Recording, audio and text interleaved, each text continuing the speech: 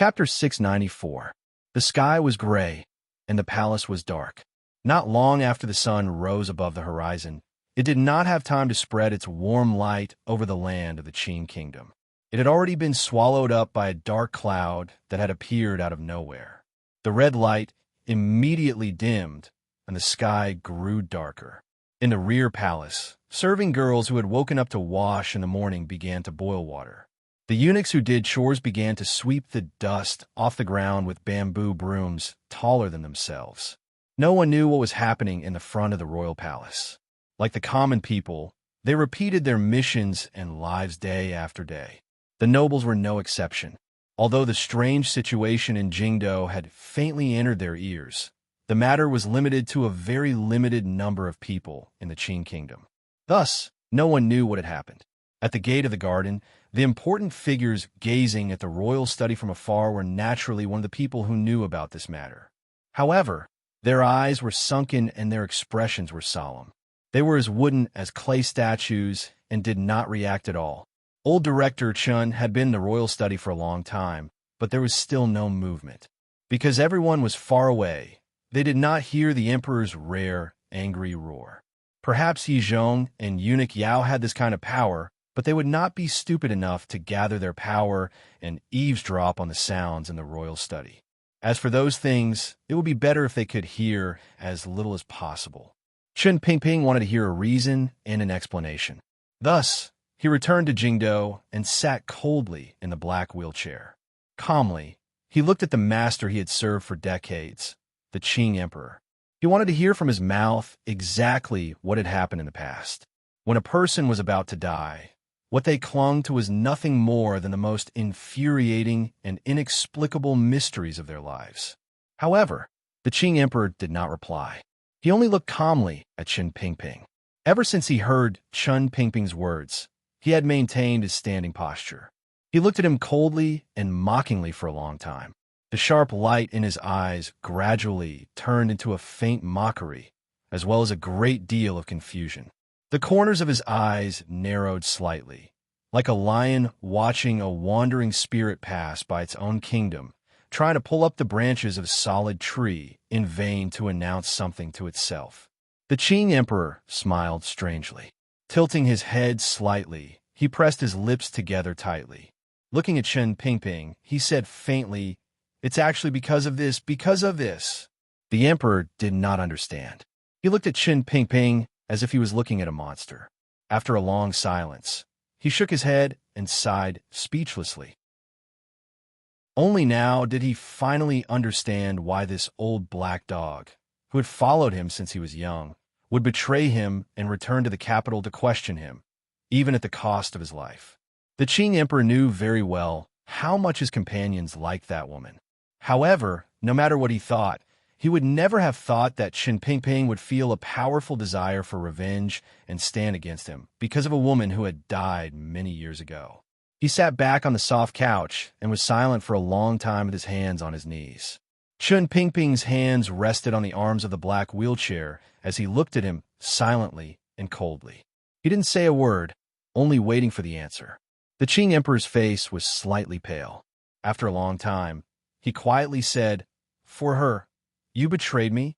The meaning contained in these words was disappointment and sorrow, as well as anger and irritation that came from the depths of his heart. "I just want to know why." Chen Pingping sighed and said, "In my life, I have never seen a woman like her again. No, I have never seen a person like her again. She descended into this mortal world like a fairy and did her best to change what she should change and save what she thought she should save. She helped you, saved me, saved the Qing kingdom, and made the world beautiful. Yet you destroyed her." There were no exclamation marks or anger in these words. There was only a wave of vicissitudes and sorrow. The Qing emperor was silent for a long time. His hands slowly rubbed against his knees. In this life, no one had ever asked him this question. More accurately, no one dared to ask him this question. Not many people knew about this question. However, those who knew about this question had all become wandering spirits in the yellow earth. None of his closest companions knew about this matter. "I didn't kill her." The Qing emperor narrowed his eyes. Facing the old dog in front of him, He originally didn't need to explain anything.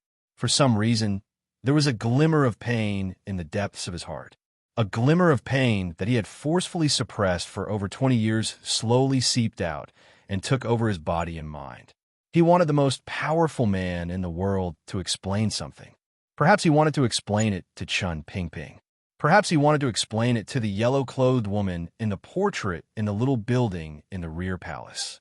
Perhaps the emperor only wanted to explain it to himself. I didn't kill her.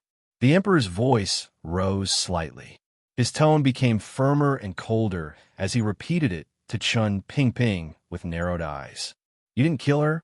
The wrinkles at the corners of Chun Pingping's eyes were so deep that they almost covered his eyes. He raised his head tiredly and looked at the emperor. Using an extremely cold laugh, he asked, "Then, how did she die?" Don't talk about not returning from the Western expedition. Don't talk about nobles rebelling. And don't talk about fate. Coincidentally, at that time, Fan Jian, Wu Zhu, Yi Zhong, everyone was not in Jingdo. Coincidentally, she had just given birth and was at her weakest. Chun Pingping's gaze was like two knives stabbing into the emperor's face. Coldly, he said, "Your Majesty rules the world with filial piety. It is best not to push all these crimes onto the Empress Dowager's body. That idiot Empress and her family have already carried the blame for you for 20 years. Do you want your own mother to continue carrying the blame? The Western expedition to the grasslands was your order. At the time, Fan Jian was only the treasurer of Taichung Temple and vice minister of the Ministry of Revenue. He was responsible for all military supplies. Why was he also moved by you to follow the army in the king's tent?" Chun Pingping's eyes narrowed tightly. Endless coldness seeped out from his sparse and old eyelashes. Based on our methods in the past, military supplies and logistics were always given to Fan Jian to handle. When the Iron Riders of the Qing Kingdom went on expeditions, he usually stayed in the capital to handle everything. Why did you insist on having Fan Jian follow you into the Western expedition? What are you afraid of? You're afraid that if Fan Jian stayed in the capital, the Tiger Guards he secretly trained would ruin Qinye's plans? A cold smile rose to the corners of Chun Pingping's lips. Yes, you're bringing up the old man of the Qin family again. Who would have thought that this veteran of 3 dynasties was the killer move you left in Jingdo? Yi Zhong, who was then the Jingdo garrison commander, was also urgently summoned to Dingzhou. All of Jingdo is under the Qin family's control. Even if the Empress wants to rebel and break into Taiping courtyard, if Qin doesn't nod his head, who can do it? 3 years ago, when Jingdo rebelled and Qin jumped out, were you happy? You finally had a chance and an excuse to get rid of the only person who knew of your role in the Taiping courtyard murder case and silence him? Chun Pingping said coldly to the emperor, "Of course, you disdained killing people to silence them. Even if the Qin family said anything, you wouldn't care. However, Fan Xian had grown up. You had no choice but to accept that your son with him was the most talented of all your children. The longer you spent time with him, the more you valued Fan Xian. You also didn't want him to know that his birth mother had died to your hands. So, how could Qin not die?" Chun Pingping's slightly sharp and raspy voice rang out endlessly in the royal study. The emperor didn't speak. He only listened coldly and calmly. Listening to each word, his expression became slightly strange. There seemed to be a faint sorrow, but there was also a faint relief. Let's go back to Taiping courtyard 22 years ago. Chun Pingping spoke in a bit of a rush. These words were probably the words and deductions this old cripple had secretly held back for decades. Now, he finally had the opportunity to say it all in one go in front of the emperor. He coughed loudly until 2 unhealthy patches of red rose on his face. After a long time, he finally calmed down and sighed. "Let's talk about me. At the time, since you had already decided to act against Taiping courtyard, you would not allow me to remain in Jingdo. Thus, the entire defense line in the north suddenly became tense. Occasionally, there would be news that the country in the north was about to attack the south with full force. As the director of the Overwatch Council and the chief military strategist, and you were busy with the Western expedition, I could only go north on behalf of the emperor and personally investigate the situation. Now that I think about it, to have the entire military system cooperate with this performance and even mobilize the power of a foreign country, other than your majesty's will, who could do it? Qin Pingping narrowed his eyes and said, however, I've always had a question in my heart. To be able to make the newly established Northern Qi court cooperate with the emperor's intentions, could it be that you and Ku He are secretly colluding? Of course, Ku He is already dead. I have no one to ask. Qin Pingping shook his head. I did not look for Ku He. At this point in Qin Pingping's accusation, the Qing emperor finally opened his mouth coldly and said his first words. I did not need to look for anyone, nor did I look for anyone. Qin Pingping looked at him with a pitiful and disdainful gaze. Finally, speaking of Wu Zhu, he was the person least likely to leave her side. Yet, at the time, he left Jingdou. Without question, this is the thing I have been unable to understand the most these years. As long as Wu Zhu was at her side, no matter who in the world, it would probably be difficult to kill her. The Qing emperor's brows jumped slightly, but he still maintained his silence. Your Majesty, I've always been suspicious of you, and I've even been suspicious of Fan Jian. I still don't know which of my companions did this. The corners of Qin Pingping's lips fell. In a slow voice, he said, it was not until many years later that Wu Zhu told me that he met a person in a small alley outside Fan Manor. He killed that person and was heavily injured himself. Only then did I understand one thing. There are too few people in this world who can injure Wu Zhu, other than the 4 great grandmasters, Qin Pingping said calmly. Thus, I determined that another emissary from the temple has come to the world. Since the people from the temple could come at that time, then 22 years ago, they could also have come. You and I both know that only the people from the temple could make Wu Zhu so wary, to the point that he would leave her side and make sure the people from the temple did not get close to her. The assassination outside the Fan Manor by the people from the temple targeted Fan Xian, but the person they injured was Wu Zhu. That was because you always wanted to know where Wu Zhu was, Qin Pingping said. The first time the people from the temple appeared, they targeted her, but the person they moved away was still Wu Zhu. Wu Zhu seemed to be a wall that only the temple could move and move. Qin Pingping suddenly smiled.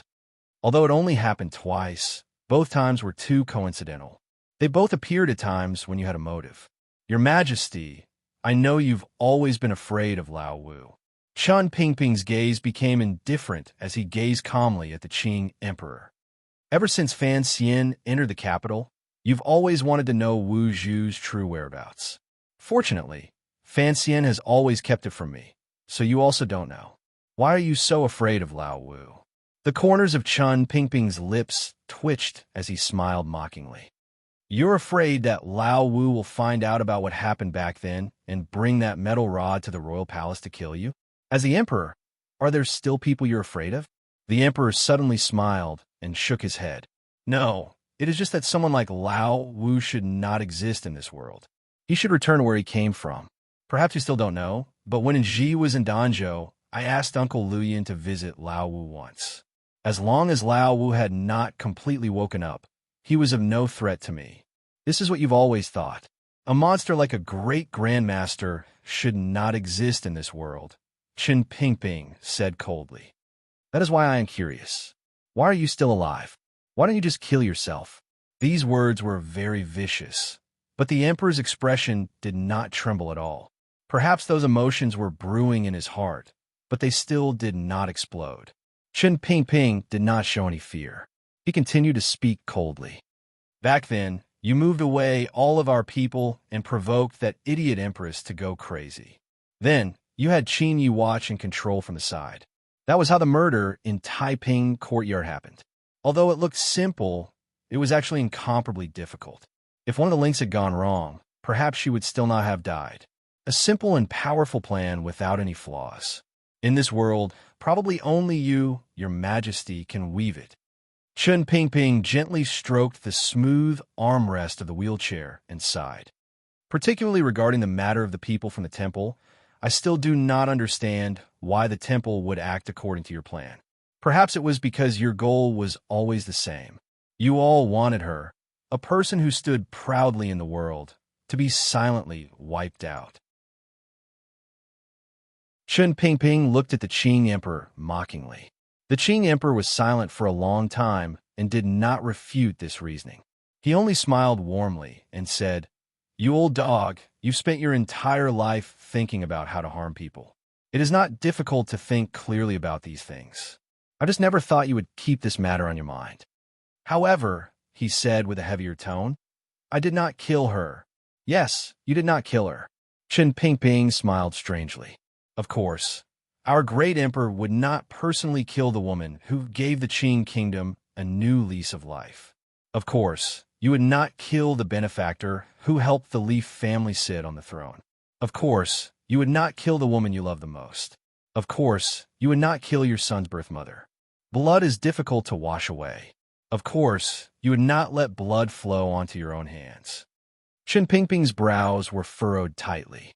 His voice forced out from the depths of his chest with a threatening coldness. "Your hands are still pure white. You will always be incomparably bright and correct. The ones with blood on your hands are only those stupid or ruthless people under the throne. We avenged her and wiped out all of the stubborn nobles in the Qing kingdom. How much blood was shed in Jingdo that night? That night, all of the Empress and Empress Dowager's family were killed. Did you smile happily?" Qin Pingping asked faintly. All of the light poured into your body. All of the darkness and shamelessness returned to your officials and family. There is nothing more beautiful in the world. Of course, you didn't kill her. Qin Pingping pressed his lips together. As he coughed softly, he slowly said, "Because you have never moved a finger. Especially after the death of the Qin family. No one in the world knows what happened in the darkness back then. No one has evidence to say that your majesty personally controlled the Taiping courtyard murder case." However, the old cripple in the black wheelchair shook his head with slight mockery. "You will never be able to convince yourself or me. You will also not be able to change this reality. 22 years ago, you personally killed her. You killed a lonely woman who had just given birth to your son and was at the weakest moment of her life. The most despicable and shameless thing in the world is nothing more than this." After Qin Pingping said the last sentence, his whole body seemed to be exhausted. He leaned against the black wheelchair and slowly closed his eyes. The emperor also slowly closed his eyes. His usually calm face appeared slightly pale. After a long silence, he quietly said, "Correct, I killed her." After that, he opened his eyes, and they were filled with calmness and solemnity as he said, "So what?" After writing the last 4 words, I suddenly felt very cold. I don't know if it's because of the attack of the cold wave. Writing to this point, I won't write today, even if you beat me to death. Recently, I've been writing about emotions, so I have to control the emotions and plot within a certain rhythm. The last conversation between the emperor and Chun Pingping in the royal study was a very important process. I have to write carefully. I won't jump scenes like Dong Mountain. Some readers are worried and smile and say, "Don't worry, I have to finish this before it's Fan Xian's turn." I will let everyone know that starting tomorrow, I will still update every day. However, I don't want to make the update time so fixed. This way, I can write more freely. I don't want to always feel rushed at 5 or 6 in the afternoon. I'm afraid the more I write, the rougher it becomes. Chapter 695. So what? It was just 4 words. However, after they came from the emperor's thin and emotionless lips, it seemed to add layer after layer of frost to the royal study. A boundless and endless coldness appeared out of nowhere and froze all of the glass windows, mahogany tables, and green potted plants in the room. It was as if there was a white frost invisible to the naked eye spreading across these things, and then spreading out, enveloping the entire cold royal palace and turning the cold into ice. The coldness even pierced into the sky, attacking the balls of gray clouds in the distant eastern horizon. The cloud was like a frightened little animal. Stimulated by this chill, its entire body rapidly shrunk and shivered. Its color gradually darkened, and it had no choice but to squeeze out some of the moisture that was deeply hidden in the clouds. The wetness condensed into water and rain, slowly falling from the sky. In the gray Jingdo and royal palace, everyone who had already woken narrowed their eyes and looked at the cloud in the sky. Only now did they know that the first rain of early autumn had finally fallen. The weather was about to turn cold. However, the coldness on the Qing Emperor's body did not oppress the heavens and the earth. There was not a single gap. The color of his thin lips was not very pretty, but there was still a sliver of leeway in his heart. Chun Pingping sat in his wheelchair and looked calmly at the master he had served for decades, waiting for his next words. If the Qing Emperor had never felt a sliver of guilt for what happened in the past, if there was not a sliver of hidden pain in the depths of his heart, and if his heartless nature was truly at its extreme, then he would be the person with the least flaws in the world. Regardless of who stood in front of this emperor, they would involuntarily feel a sense of submission and retreat in defeat. They would not look at him coldly like Chun Pingping. The corners of Chun Pingping's eyes drooped. If the emperor's heart was truly as cold as thousand-year-old ice, then why did he need to say those words? Although they were the coldest words, they were still words. The emperor did not accept that in Chun Pingping's heart, he could not compare to Yi Qingmei. That was why he was truly angry. For you, Yi Qingmei is still not a passerby. Chun Pingping sighed faintly. His eyes flashed past the emperor's shoulder and looked at the wall behind the royal study. It was as if he wanted to look through the wall until he saw a certain portrait. His Majesty smiled. His smile was light, cold, self-deprecating, painful, and complicated. After a long silence, he said, "I don't want to talk about the past." "Why not?" Chun Pingping narrowed his eyes and looked at him. "Do you feel that she is too dazzling and has completely overshadowed your Majesty's pride? So you have always felt uncomfortable in your heart?" The emperor smiled mockingly and did not explain anything. He only said, "Xiao Yezi has never been someone who likes to show his face in public. So you also know?" Chun Pingping cackled. There was a trace of resentment in his hoarse voice. "What on earth can't you tolerate?" "I can't tolerate it, or this world can't tolerate it." The emperor slowly raised his head and looked straight into Chun Pingping's eyes. Coldly and solemnly, he said, "Perhaps you people have never thought of this question." His cold voice came to an abrupt end. It was clear that the Qing Emperor did not want to talk about anything related to the past. Even when faced with a companion who had accompanied him for decades, even in such a situation, he still valiantly held onto the piece of underworld in his heart and did not want to touch it. However, Chun Pingping had returned to the capital to meet his death in order to tear open the veil that had isolated this middle-aged man for thousands of years in this seemingly undefeatable man's heart. He wanted to reveal the wound that might exist in his heart. Only then could he weaken him. Chun Pingping stared into the Qing Emperor's eyes and said, "Was it the Empress Dowager's great displeasure, the powerful backlash of the nobility, or your pride that made you make such a cold-blooded and heartless decision?" The Qing Emperor's face was indifferent. He did not answer his question, but his eyes gradually grew empty. Their focus drifted somewhere. Coldly, he changed the topic. "Then, what made you make such a treasonous decision? You are a eunuch. Do you like women?" "A eunuch?" Chun Pingping slowly lowered his eyelids. "I said earlier that I would be good to whoever was good to me. I have always remembered her kindness to me. Her death was tragic. Presumably, it was also puzzling. I have waited these decades to ask you on her behalf. Did I not treat you well?" The Qing Emperor's gaze gently swept across Chun Pingping's old face. Faintly, he said, "I have bestowed upon you supreme glory. I have bestowed upon you a position that normal officials would never have. I have bestowed upon you trust. Yet, you have come to ask me because of a woman who has been dead for 20 years?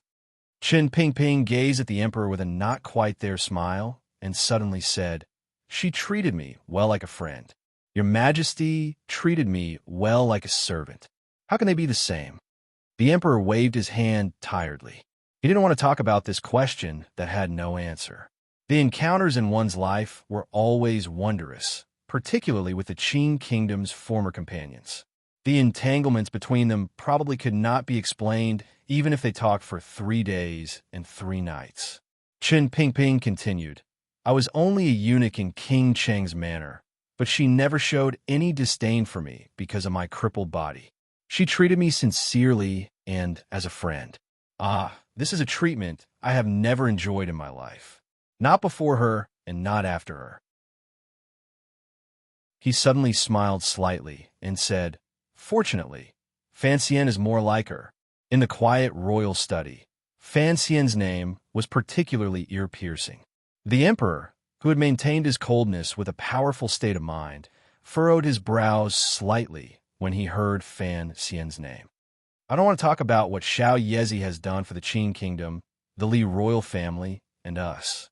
Chen Pingping sighed tiredly. There was no need to talk about the past. It was all stored in the hearts and minds of these companions. No one would purposely remember it, but no one would forget it. His voice was slightly sharp as he said, Yes, when you first ascended to the throne, the court was not stable. You wanted to push through new policies, but the backlash was too great. The Overwatch Council I controlled monitored the governance of officials and also caused some instability in Jingdou. Furthermore, the Empress Dowager was always afraid of that woman who refused to enter the palace, particularly when she discovered that woman's influence on you was far above hers. That stupid empress had just married you and didn't know why you didn't stay in the palace every day and instead went to Taiping courtyard to climb over the wall. Yi Qingmei has helped you. By the seaside in Danzhou, the picture she once promised has gradually unfolded. The old Yi family has already built 3 workshops in Northman. The foundation of the Qin kingdom has been firmly established. It seems that she no longer has any use for your majesty. On the contrary, she is the most unstable factor in the court. If her picture continues, the Qin kingdom will not be the Qin kingdom it is today. Your majesty, it is impossible for you to allow such a thing to happen. Furthermore, in the process, you may offend all the officials and gentry in the world. Chen Pingping's eyes narrowed slightly, and he said with slight mockery, If you want to achieve something extraordinary, you need to have extraordinary boldness, but you don't have this boldness. You also don't want to give up everything you already have. As long as Yi Qingmei dies, you can enjoy everything she has given you, but don't need to bear any of the danger she brings. 1,000 reasons, 10,000 reasons, even if you have countless reasons to kill her because of this throne, this country, and your own ambition. Chen Pingping pressed his lips together and shook his head disdainfully. But this person is you. You don't have any right to do this. The Qing emperor's gaze remained empty. It was as if he had not heard Chen Pingping's questions that pierced straight to his heart. He only slowly said, There are still words left in King Jing's manor. Presumably, you still remember them clearly. Although her strange thoughts that deviated from the human heart were beautiful, they were poisonous flowers.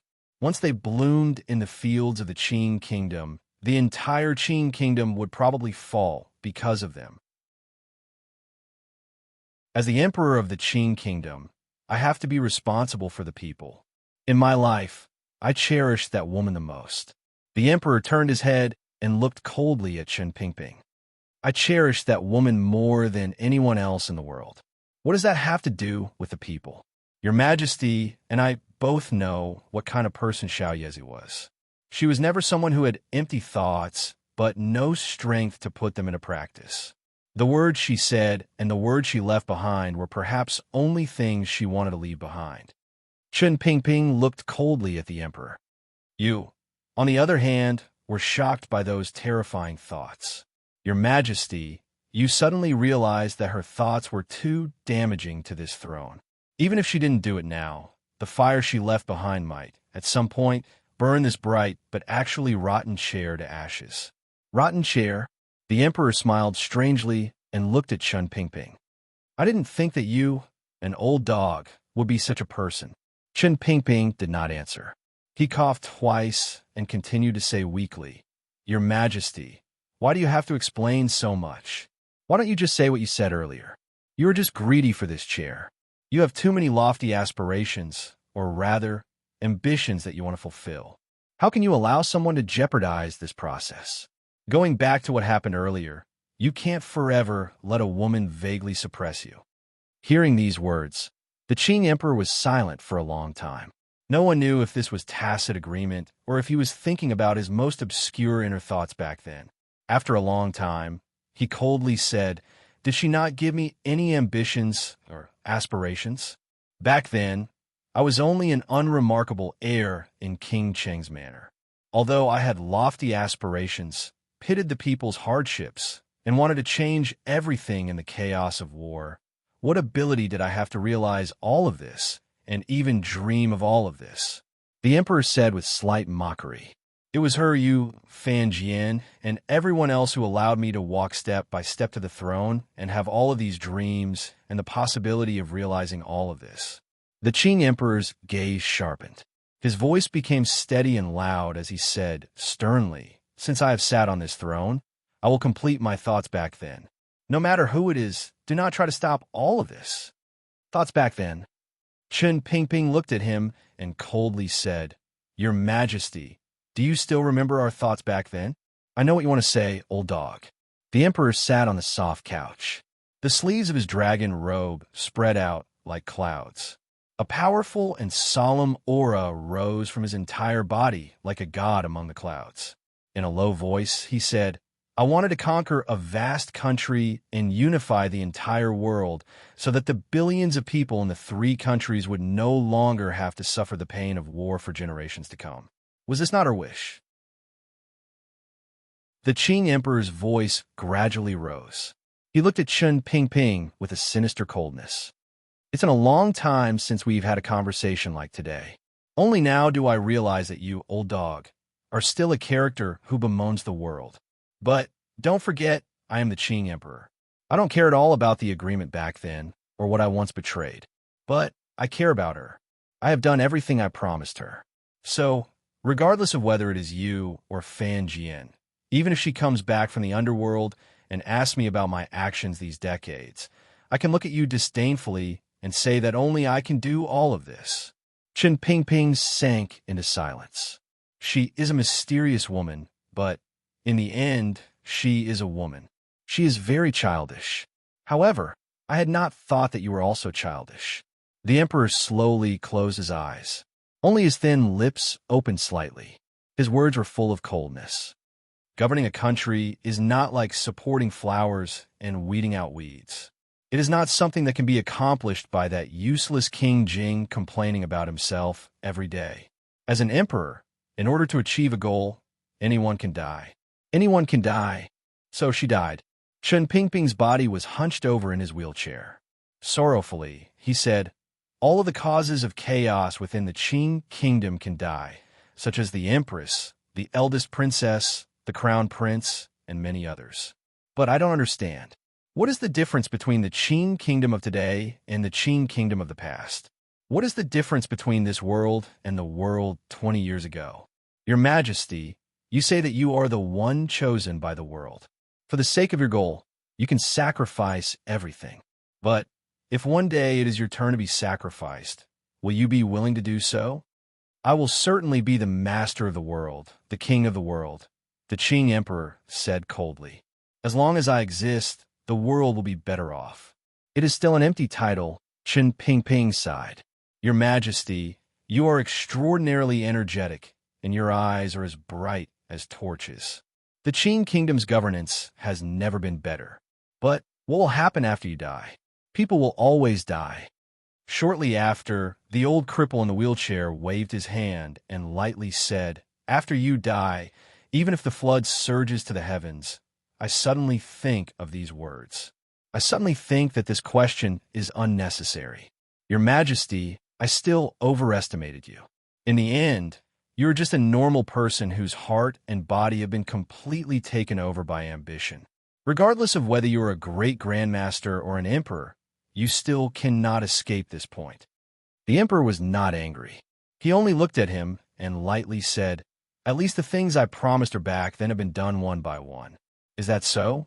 Before I die, can I listen to your Majesty's explanation so that I can die with peace of mind? Just take it as the last grace your Majesty has given me." The emperor noticed the glimmer of mockery at the corners of Chun Pingping's lips. For some reason, the emperor's heart suddenly trembled slightly. Boundless anger rose in him. As an emperor, particularly one like him, the thing he could not tolerate the most was being ignored or purposely looked down on the achievements he had made in this land. He took a deep breath and closed his eyes. Slowly, he said, "I don't need to explain anything to a eunuch like you. After I die, I will tell her one thing at a time. Your Majesty, do you have the face to see her after you die?" Today, Chun Pingping was completely different from the past. When a person was about to die, his heart was clear and his aspirations were strong. In front of the most powerful person in the world, he coldly and harshly scraped at his heart. "I heard that by the Danzhou Sea, you once explained these so-called things to Fan Xian. Are you trying to comfort yourself? Or do you want to use Fan Xian to have her, in the unseen world, forgive you?" These words were light, but they just happened to pierce the Qing Emperor's heart. The Qing Emperor opened his eyes.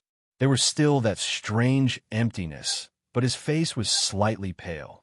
"Why would I not dare to see her?" The Qing Emperor was silent for a long time. He then suddenly laughed.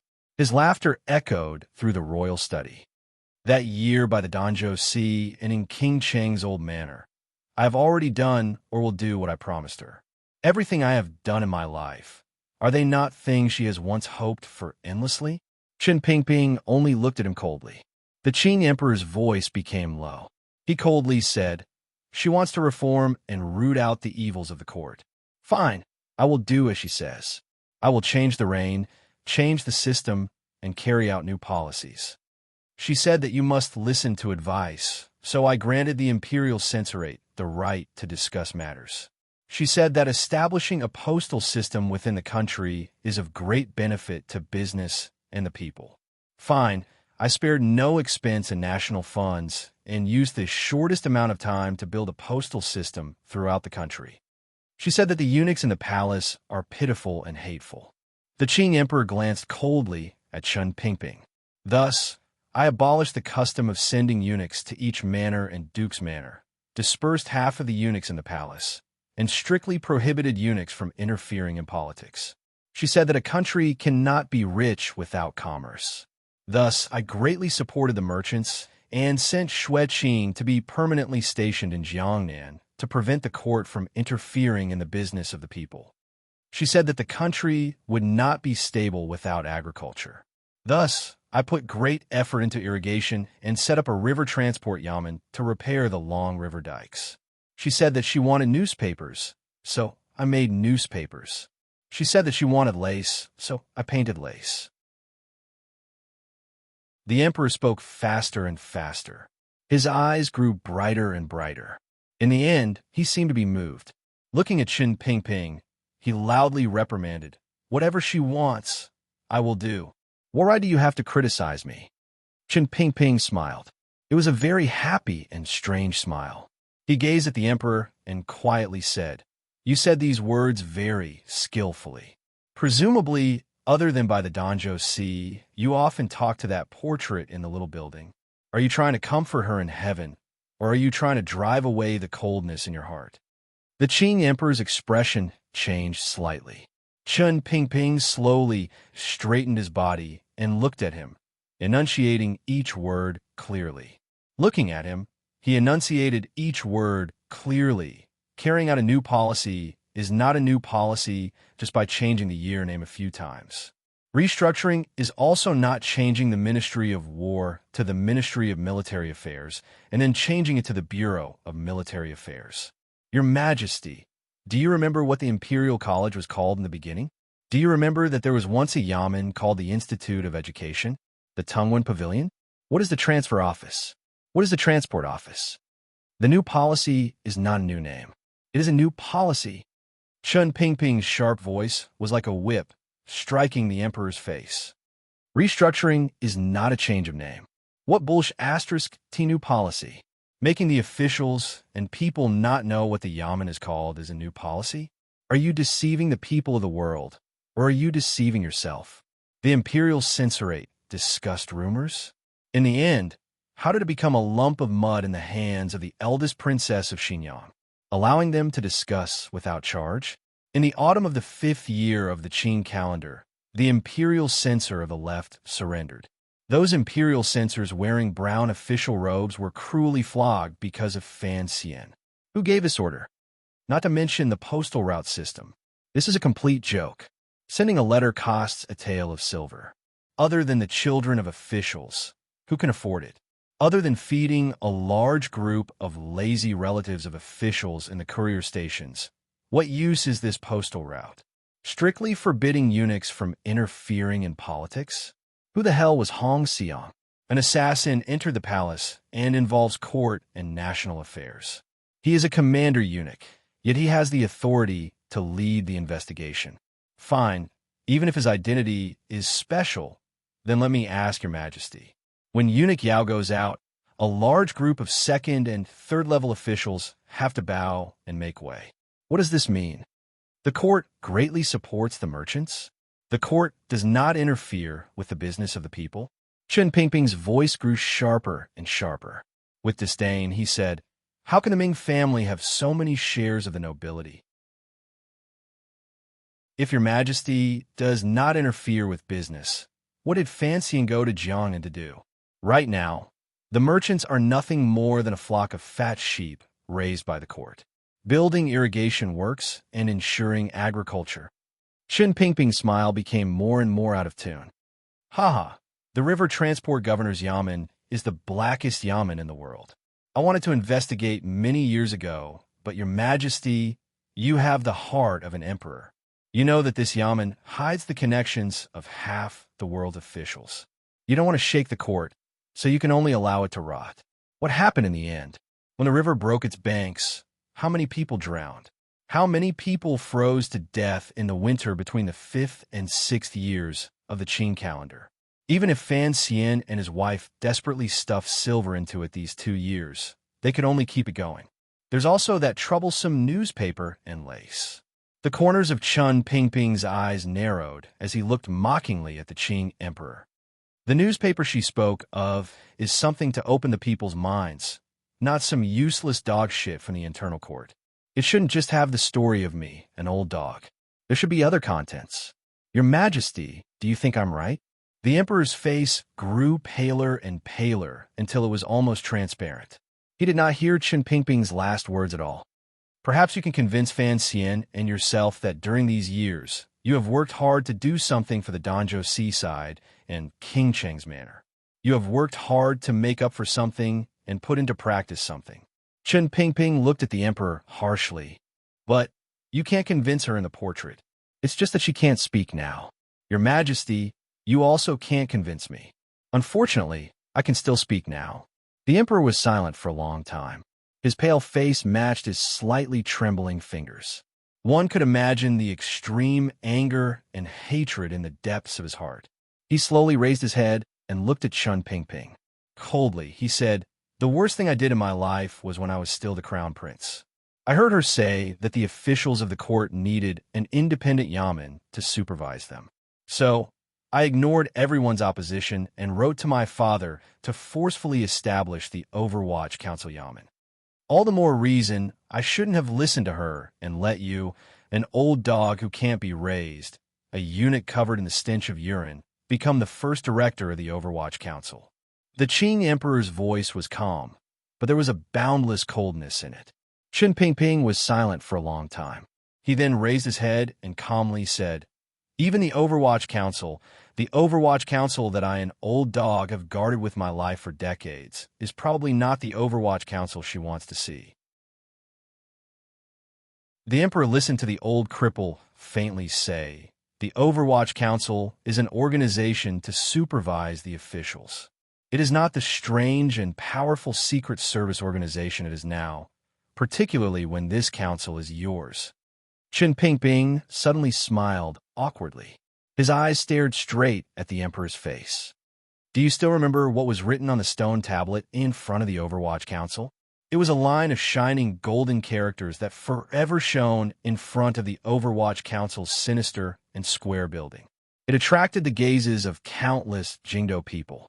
However, no one would ever see these characters clearly. The officials of the Overwatch Council all memorized them clearly, but they did not know the meaning hidden behind these words. Most importantly, perhaps those people back then knew the full text of these words.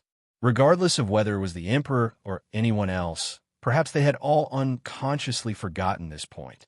In the entire world, only Chun Pingping and the earliest people of the Overwatch Council still remembered these words. I hope that the people of the Qing Kingdom can all become uninhibited people. When being mistreated by others, one must have a heart that will not yield. When being attacked by evil, one must have a heart that will not be frustrated. If there is something wrong, one must not have a heart that is afraid to correct. One must not suck up to wolves and tigers. These were the words Yi Qingmei left for the Overwatch Council. However, she did not finish. There were two more lines that, for some reason, disappeared into the dust of history. Qin Pingping gazed indifferently at the emperor. His dry lips trembled slightly. Enunciating each word, he said, I hope that each of the people of the Qing Kingdom can become a king. They can all become the one and only king that rules over the territory they call their own.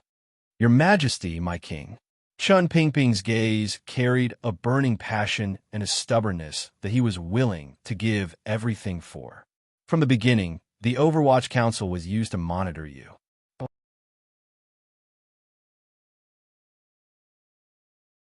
Chapter 696. The royal study quieted down again.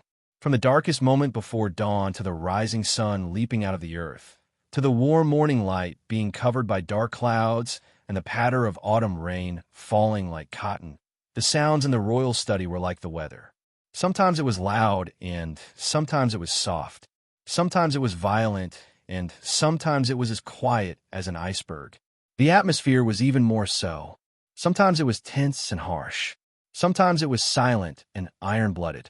Sometimes it was confused as one remembered the past. Sometimes it was cold as one talked about the past. The Qing Emperor and Chun Pingping had never been a normal ruler and official. The battle between the two of them was very different from a normal battle. Until now, Chun Pingping was only using words.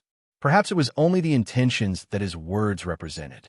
He held up the straw and stabbed it, hoping to prick a bit of blood out of the other party's bare and tender heart and create a fresh wound. An unhealthy paleness lingered for a long time under the Qing Emperor's face and refused to disperse. His eyes were empty. No, it should be said that they were empty. His slightly thin face, paired with his current expression and gaze, appeared particularly cold. No one knew what kind of waves of shock the Qing Emperor was experiencing in his heart. He only looked calmly at Qin Pingping. After a long silence, he slowly said, What right do you have to monitor me? He coldly said, I gave up everything in the world. Do you understand what I am searching for? This was a kind of disdain an emperor had for the old dog. Qin Pingping's hands rested naturally on the arms of the black wheelchair. He looked at him lightly. There was only coldness and disdain in his eyes. The coldness and disdain the ruler and official had for each other permeated the entire royal study. No matter how powerful you are, no matter how powerful the Qing Kingdom is, you still cannot change one reality, the one you are most unwilling to admit. Qin Pingping lowered his eyes slightly and said, In the end, the power of the Qing Kingdom still relies on her legacy. If she had not left behind the palace treasury to endlessly send blood to the court, if she had not left behind the Overwatch Council to help the emperor control the balance in the court, how could you have allowed the Qing Kingdom to last until now when the Qing Kingdom has fought for years? You want to prove that without her, you can still do your best, even better than when she was alive. Chun Pingping slowly raised his head and said in a hoarse voice, You want to lift the sky above your head, but in fact, you only prove that you have to rely on her. You're not as good as her. Chun Pingping's calm and natural words pierced the deepest part of the emperor's heart. The emperor suddenly thought of that stormy night 3 years ago. In Guangxin Palace not far behind, he had once personally gripped Li Yunrui's throat and said to his most beautiful sister, No matter what, you cannot compare to Yi Qingmei. His heart slightly moved and his face slightly paled. His thin and emotionless lips were tightly pressed together as he coldly said, "History is ultimately written by living people. I am alive, and she is dead. This is enough. So, Your Majesty, why bother explaining? You just need to admit that you are cold-blooded, heartless, hypocritical, and inferior." A smile appeared on Chen Pingping's face. That's enough. Is she really a fairy? Untainted by the smoke and fire of the world? Merciful and merciful? The emperor suddenly opened his mouth and said with slight mockery, "Or is it that in your heart you only allow yourself to imagine her as such? No, not only you, but also Fan Jian, that useless King Jing, and perhaps Ji as well. All of you think I am cold and heartless, yet you impudently used your imaginations to paint too many golden borders on her body. She is not a person, nor is she a fairy, nor is she a god who has come to save the world." The emperor faintly sighed. His brows gradually furrowed tightly. Slowly, he said, "She is only you people, no, including me in the past. She is only our imaginations. I often wonder if this woman has never appeared. Do we just allow our imaginations to gather together and form this kind of person?" Chen Pingping coldly shook his head. "You know that is not the truth, but it is still an imagination." The emperor's expression became cold. The corners of his lips curled up slightly as he looked at Chen Pingping. "You pieces of trash have put all of the beautiful imaginations of the world into her. Thus, she is incomparably bright in your hearts. You can't even find a trace of darkness. Exceptionally intelligent, but not scheming. Bemoaning the state of the universe and pitying the fate of mankind, but not a childish woman who doesn't understand the affairs of the world. She is a doer with practical methods." The emperor's eyes were cold as he continued. "What kind of person is she? A person without any flaws or flaws. Is such a person still human?" He suddenly laughed, a sorrowful and vicious laugh. "Unfortunately, there has never been such a person in the world. She is also a mortal, a normal person who has joy, anger, glory, darkness, schemes, and schemes. When all is said and done, what difference is there between her and me?" "Your Majesty," Chen Pingping slowly shook his head. "If she really was the kind of person you think she is, how could she have died to your hands? Is that so?" The emperor's pupils constricted slightly. He laughed strangely. "Ha ha ha ha. Everyone becomes their own king? One arrogant thought. So, the Overwatch Council is monitoring me. Only now do I know that you, old dog, were left behind by her to monitor me. If she didn't suspect me back then, if she didn't guard against me, how could she have left behind such words?" "Wrong, Your Majesty," Chen Pingping said with a wooden expression. Chen Pingping's expression was wooden as he said, "Regardless of who sits on the throne, the Overwatch Council will monitor them. This is not evidence that she was wary of you from the beginning and wanted to deal with you." "Then what about the tyrannical martial method?" For some reason, the emperor's tone suddenly became very dark and deep. Although his voice was slightly higher, it did not make one feel any warmth. His voice was like a sword that had been soaked in the water of the underworld for millions of years, piercing directly into the surroundings of the royal study. The emperor's face did not twist. However, a glimmer of coldness flashed through his empty eyes. Enunciating each word, he said, "When she passed on the tyrannical martial method to me, I had thought that she had made such a decision because Northern Qi and Dongyi each had a great grandmaster. I was deeply grateful. With this tyrannical martial method, I led you, Yi Zhong, and Wang Zhikuan through the battlefields and swept through everything. It was rare for me to be defeated. Who would have thought that behind this so-called supreme martial method, there was an unparalleled evil intent hidden?" After the emperor's voice left his anger, it became unusually cold. "When I first went on the northern expedition, I sensed that the tyrannical Jinqi in my body was restless and restless. However, it had to be done.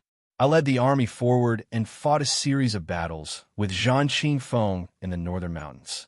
However, it was at this time that the hidden danger exploded. In my body, all the meridians were broken." Chen Pingping was silent. He was one of the people who knew this period of history the best.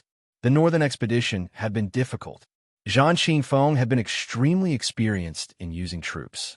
The Wei Kingdom's military was particularly strong. The Qing Kingdom had taken a risk of sending tens of thousands of troops to the north. It was truly a choice of death. However, the Wei Kingdom was already rotten. The people had no way of making a living. If they wanted to change the situation and create a new situation and possibility for the future, the Qing Kingdom had to send out troops. At that time, the Qing Emperor, who was the crown prince, led the army on the northern expedition. Qin Pingping remained in the newly established Overwatch Council. For one, he had to ensure Jingdo's safety. For another, he had to maintain a distance from the battlefield and ensure that he could make decisions calmly. Coincidentally, the battle was at its most intense. When Zhang Qingfeng led the army to surround the Qing army on the outskirts of Shao Mountain, the commander of the Qing army, the crown prince, was suddenly heavily injured. All the meridians in his body were broken. He lay motionless in the military camp. Although Yi Zhong, who was a deputy at the time, and Wang Zhikuan, the young officer of the personal soldiers, stood out at the most critical moment, the Qing Kingdom was already at a disadvantage on the battlefield. The commander was suddenly unable to look at the situation. In a flash, Zhang Qingfeng's army advanced. The Qing army was torn apart. The crown prince was also trapped in the mountains. It was at that time that Qin Pingping led the Overwatch Council's Black Knights to complete their shocking first thousand-li advance. They forcefully tore a large hole in the net the Wei Kingdom's army had woven. Braving endless risks, they rescued the crown prince, who was now the Qing emperor. There was no need to mention the hardships along the way. The Black Knights were almost completely wiped out before they managed to rescue the emperor. At that time, Qin Pingping had a question in his heart. Just what kind of strange injury had the emperor suffered? There were no major wounds on the surface, but the meridians inside were all broken. He had become a cripple. During these years, Qin Pingping had guessed some things. Fan Xian had also once faced the danger of almost having his meridians all broken. He knew where the emperor's strange and terrifying injury came from. Presumably, it was the dangerous juncture that would inevitably appear once the tyrannical martial method reached a certain realm. My body could not move. My eyes could not see. My mouth could not speak. It was as if there were countless sharp little knives inside my body, endlessly cutting at my organs, bones, and flesh. The emperor's gaze was empty. Coldly, he said, "That kind of pain, hopelessness, loneliness, and darkness is not something you can imagine. My will has always been strong. At that time, I couldn't help but think of suicide. However, I couldn't even move a finger. I wanted to die, but I couldn't." The corners of the emperor's lips twitched slightly. He smiled self-mockingly. What a tragic and wretched end. He glanced at Qin Pingping lightly. "That day, if you hadn't risked everything to save me, perhaps I would have died then." Qin Pingping was silent. He did not mock or respond. The emperor's nose twitched slightly. Coldly, he took a deep breath. "However, the heavens did not abandon me. After many months of such pain and suffering, I finally woke up. Not only did I wake up, but I also finally broke through the juncture of the tyrannical martial method." The emperor's voice trembled slightly. Decades had passed. When he thought of that terrifying and inhuman torment, his strong heart still couldn't stop shaking. He lowered his head and looked at Qin Pingping with slight mockery. What exactly did she want to do with this fatal martial method? I asked her how to break through the juncture. She said she didn't know. The emperor suddenly laughed. His eyes narrowed slightly. Coldness seeped out from the cracks. She didn't know. She created Ku He, Sigu Jian, and me. She actually said she didn't know. She wanted to use me as a weakness to make me listen to her and agree to her for the rest of my life. The corners of the emperor's lips twitched strangely. Mockingly, he said, "But how could I be such a person? After I passed this juncture of life and death, I have seen everything in this world lightly. I have also finally understood that this dazzling woman in your eyes actually has her cruelest side. Since the heavens do not abandon me, how could I abandon myself?" After hearing the Qing Emperor's words, Chun Pingping smiled slightly. After letting out a sigh, he continued to display his restrained smile to its fullest extent. Shaking his head, he laughed hoarsely and said, "Overly suspicious, overly suspicious. Your Majesty, you will probably never be able to escape this in your life." Chun Pingping's laughter was very ancient and sorrowful. He looked calmly at the emperor and said, "Excuses will forever be excuses. Perhaps you thought so back then. However, Fan Xian has also practiced it. If it weren't for Hai Ang helping him, he would probably also have fallen into that hell-like juncture. She has always had the heart of Tianyi Dao in her hands." The emperor slowly closed his eyes. "But that could forever remain in the 9th level realm," Chun Pingping said with slight mockery. "Are you willing?" Without waiting for the emperor's reply, he gently waved his hand and sighed. "There is no need to bring up the things of the past. Since you can even doubt her, you can doubt everyone in the world. However, this kind of doubt is a bit too laughable." Since it was laughable, he had a laugh. Chun Pingping laughed. He rocked back and forth in his black wheelchair. Murky tears almost squeezed out from between his old eyes. "I just want you to know before you die that what you remember is just an illusory illusion." The emperor opened his eyes and shook off his memories. Looking at Chun Pingping coldly, he said, "You are my dog, yet you are asking me on her behalf. I want you to know that the mistress you loyally protect is not a pure and untainted fairy." Chun Pingping stopped smiling. His shoulders sank slightly. After a moment of silence, he replied, "I am not a saint who regards the world as my responsibility, nor do I have the right to be a saint.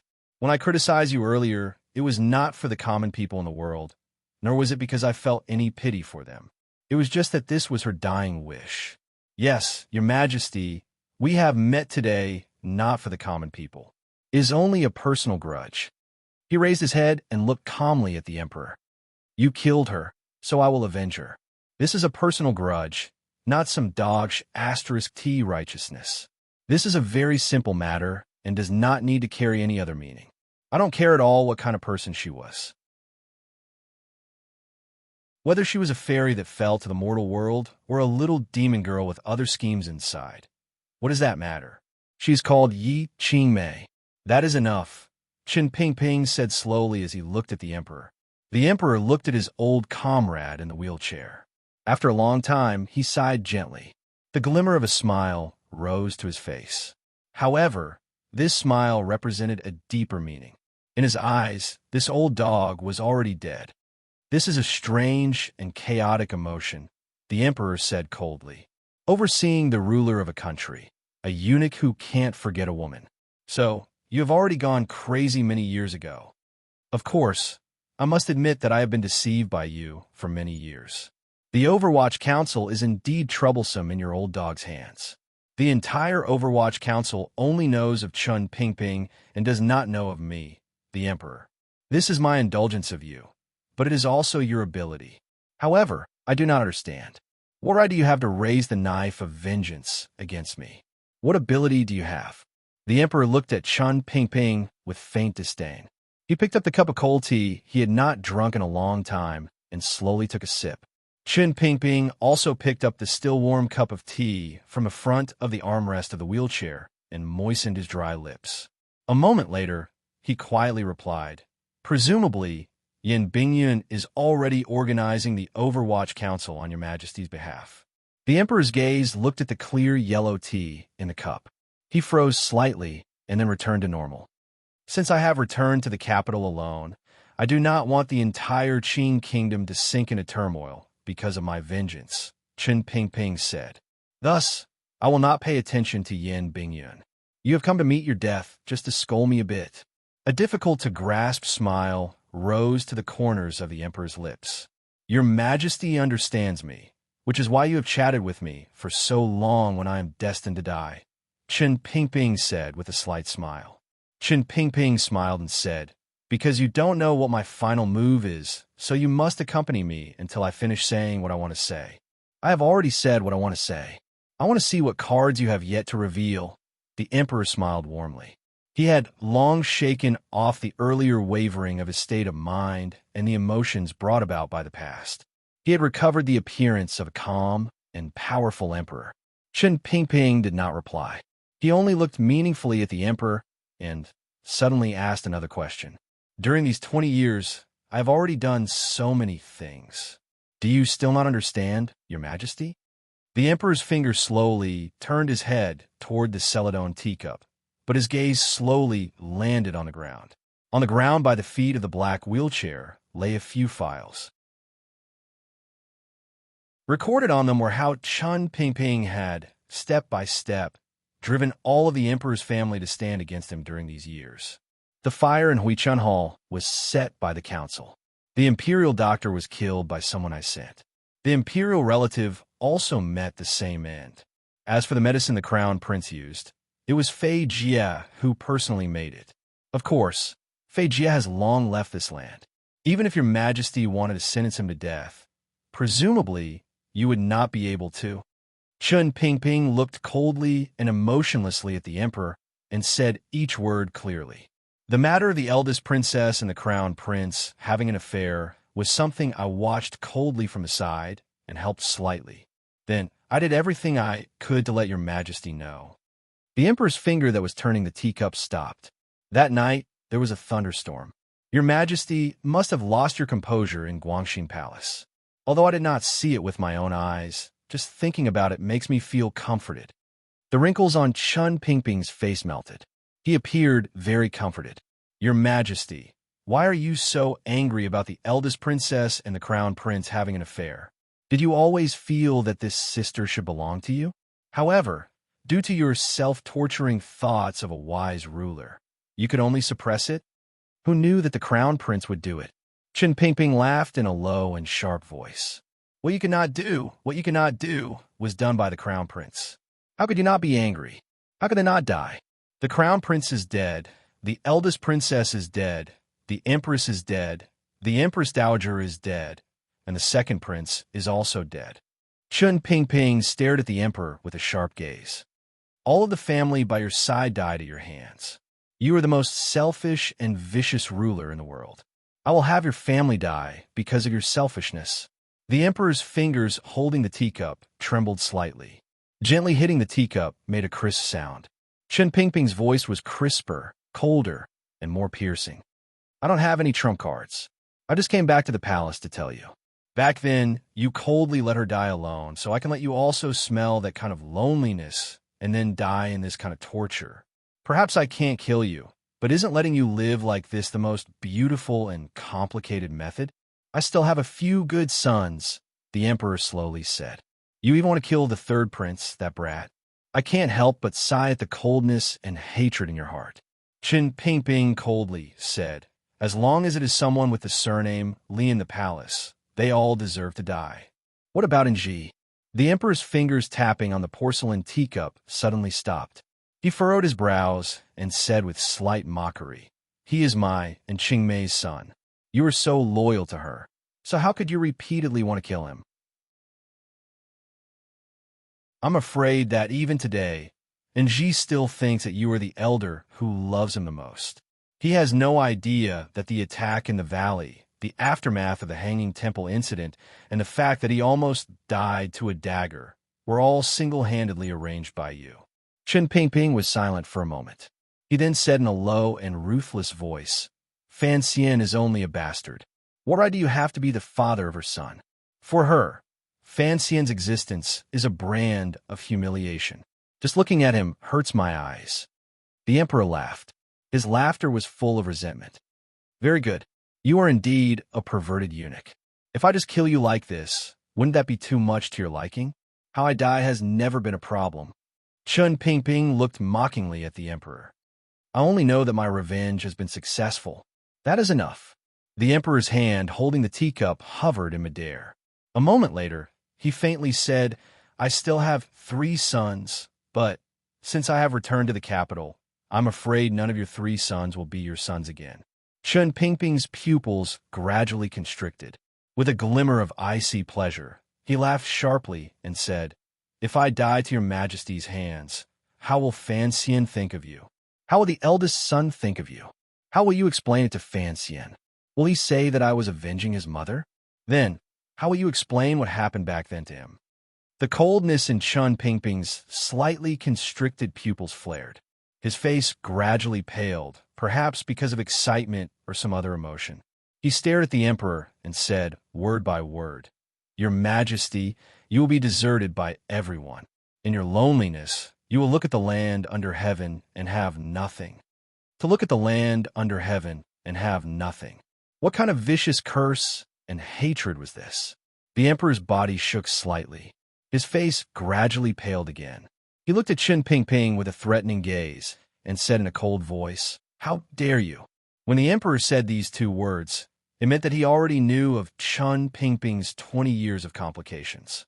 In the end, he had gradually stepped onto an irreversible path of success. Regardless of whether it was Fan Xian or the Great Prince, they were both very close to Chun Pingping. If the Qing Emperor wanted to explain anything to these two sons, he would have to touch on the story from many years ago. It was impossible for him to open his mouth.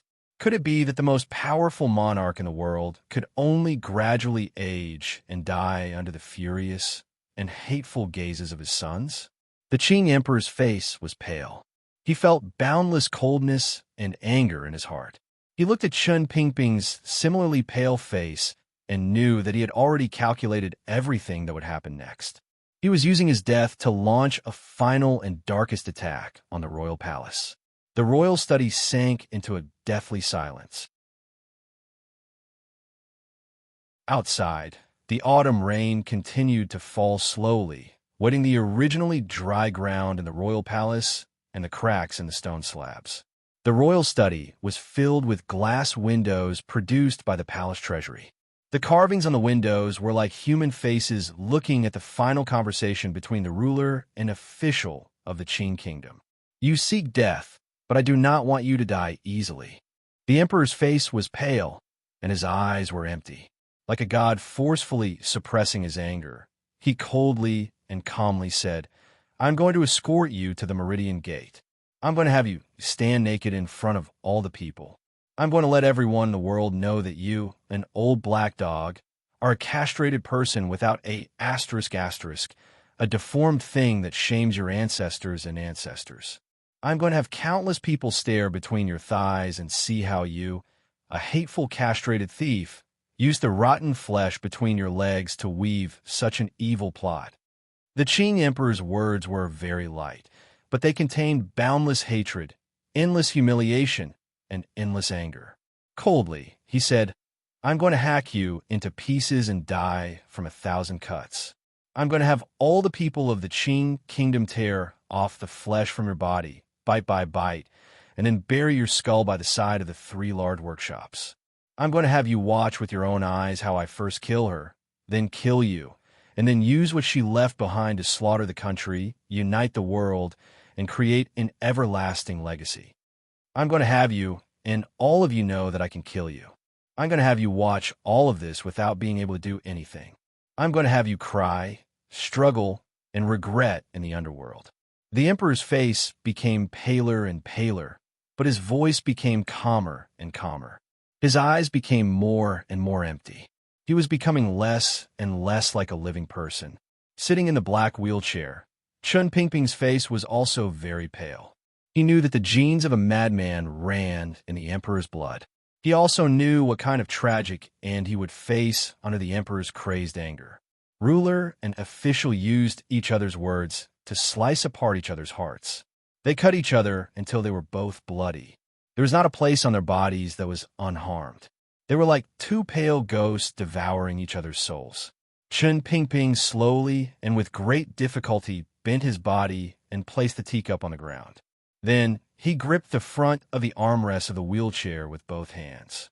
With his elbows as the axis, his 2 forearms rested calmly and comfortingly on the black and smooth armrests. He didn't think of anything.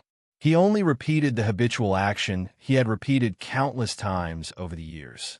His gaze once again swept past the emperor's pale face and thin and powerful shoulders. He stared straight at the wall behind the royal study. It was as if he could see through the wall and directly into the little building in the rear palace. He saw the painting of a yellow-clothed woman's back, incomparably desolate and lonely. She looked at the scene of tens of thousands of people repairing the river at the foot of the mountain. He was speechless for a long time. Chen Pingping was speechless for a long time. He thought to himself that this was good, this was good. Xiao Yezi. A strange smile rose to the corners of his lips. It was as if he could see the image of that little girl floating in the air behind the royal study. That little girl looked at him with distress and asked, "Are you really a eunuch? Then, are we going to call each other sisters or what?" The emperor heard Chen Pingping say these three words. Xiao Yezi. This name had been hidden in his heart for many years. This name was like a curse that he could not free himself from. Although he could not think of it for a long time, once he realized that he had not forgotten, that face and that person would appear out of nowhere and look at him with a glimmer of confusion, sorrow, and disdain. He unconsciously followed Chen Pingping's gaze and turned his head slightly. He then heard a loud sound. There was a loud bang. A wild wind blew in the royal study. Two violent gusts of gunpowder, iron sand, and steel balls blasted violently toward the Qing emperor's body. The Qing emperor was a scholar. He would not die so easily. Sister Pingping was a stubborn person. His revenge had actually already accomplished much in the past. He had done his best within the limits of his abilities. Furthermore, the direction of his revenge was correct. As for what he said was only to help Fan Xian in the end, presumably everyone knew.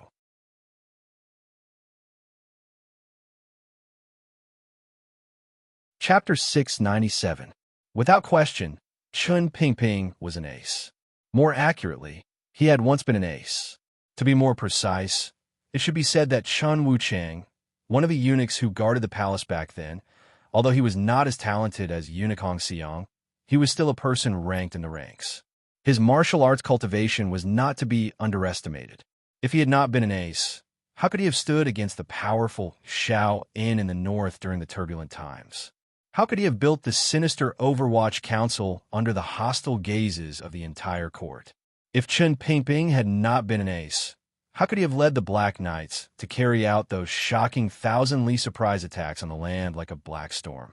However, time and experience were the most effective weapons in the world at torturing people. Too much time had passed. Chen Pingping was already old. It was a pity that during the surprise attack to capture Xiao On and bring him back to the capital, Chen Pingping had been heavily injured. Half his body was paralyzed, and he could no longer feel anything below his waist. His cultivation had also been battered away by the wind and rain, leaving nothing behind. This was a history that all the officials and people of the Qing kingdom knew. It was a fact that they either regretted or rejoiced in. When the royal palace sent out the order to capture Chen Pingping and bring him back to the capital, regardless of whether it was Yi Zhong, Gong Jian, Eunuch Yao, or General Shifei, who was personally in charge of this matter, or He Zhongwei, who finally knew this secret, none of them turned their wary gazes toward Director Chen's body or the black wheelchair he sat in. They knew that Chen Pingping himself was a cripple. It was impossible for him to have any personal power. Their hearts shivered with fear. It was not because of the power of Chen Pingping's physical body. Rather, it was because of the schemes in this old cripple's head and the powerful Overwatch Council power he could control. An irresistible thought arose in them. Chen Pingping had returned to the capital alone. The Overwatch Council was under close surveillance and the powerful cooperation of a certain important figure within. These important officials by the emperor's side all let out a breath at the same time. As long as Chen Pingping could not use the dark power his withered finger pulled, then the royal palace was safe. Because of this judgment, they were not worried that Chen Pingping would be of any advantage to His Majesty in the imperial study. Even if Chen Pingping was still that powerful warrior on the black warhorse, he would not have any power to fight back in front of His Majesty, the #1 expert in the world. As for the black wheelchair, the old dean had been sitting in this wheelchair for many years. Everyone was used to the wheelchair's existence. They even saw the wheelchair as a part of Chen Pingping.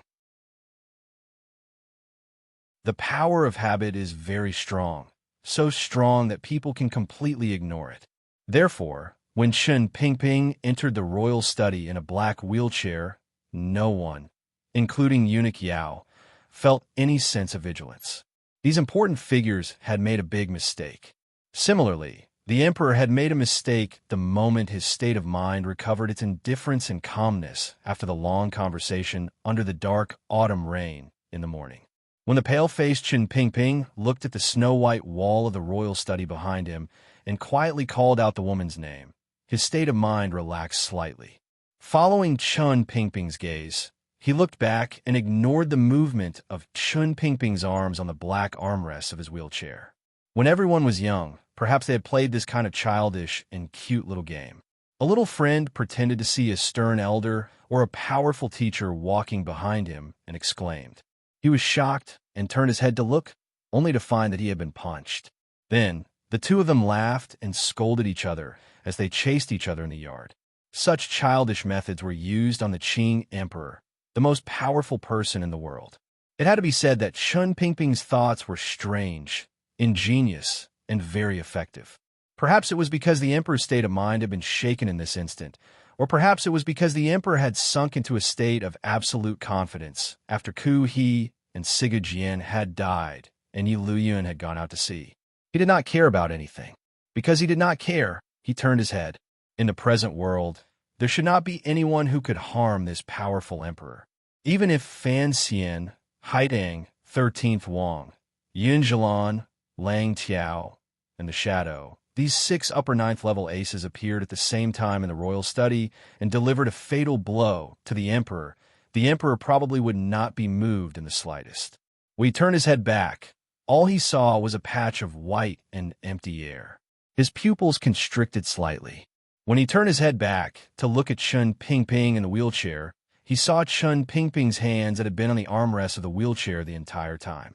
He gripped the inside of the armrests tightly as his forearm abruptly pulled back.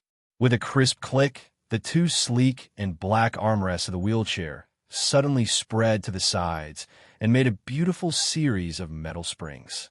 Following 2 loud sounds that rang out at almost the same time, 2 powerful currents of air suddenly shot out from the 2 holes that had suddenly appeared at the front of the armrests. Bang!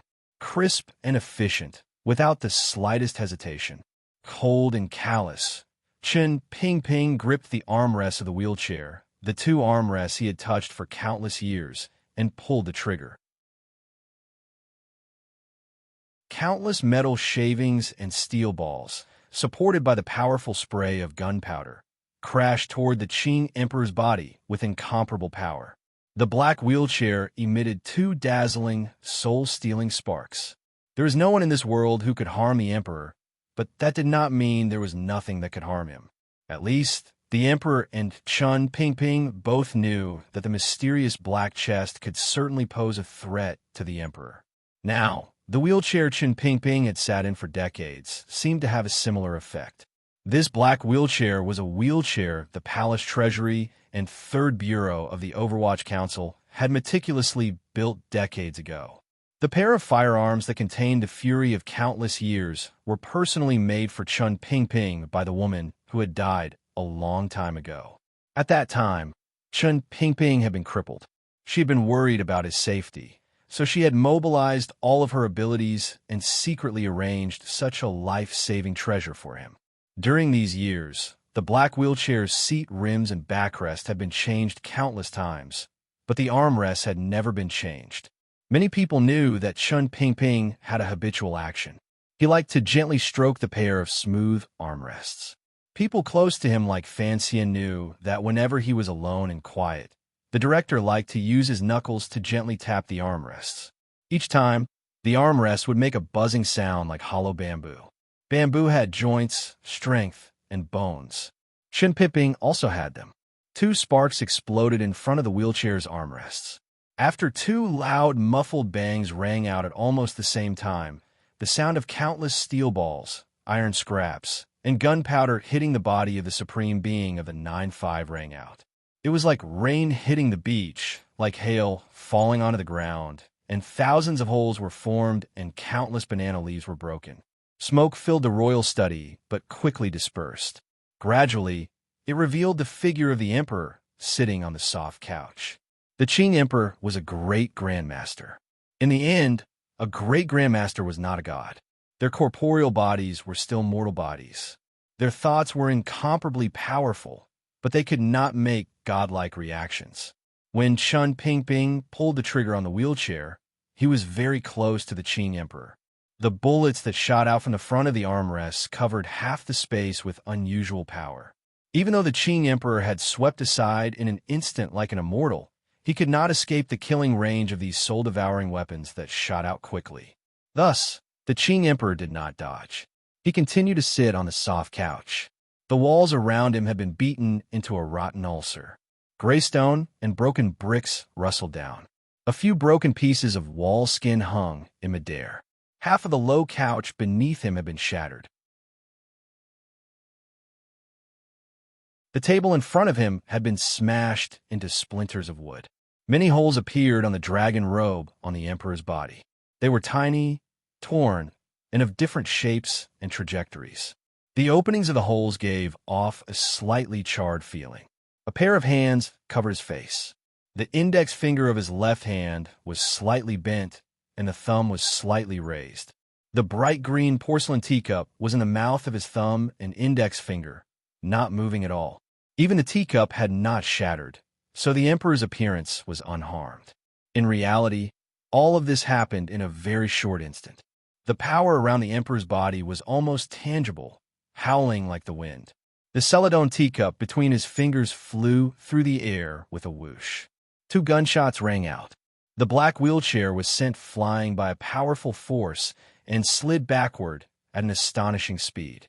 The wheelchair squeaked as it rubbed against the ground of the royal study like it was about to create sparks. In the end, it crashed ruthlessly into the wall of the royal study with a muffled thud. Chun Pingping's expression was indifferent. His pupils constricted slightly. Before he could do anything, he saw a smear of jade green reflected in his eyes. With a crisp crack, the teacup that had flown in from beyond the sky nailed ruthlessly into Chun Pingping's thin and weak chest. Who knew how many of his ribs were broken? Countless powder-like porcelain shards pierced into Chun Pingping's body like countless needles. The pain and itch were not something a normal person could endure. A mouthful of black blood sprayed out from Chun Pingping's lips and wet the front of his shirt.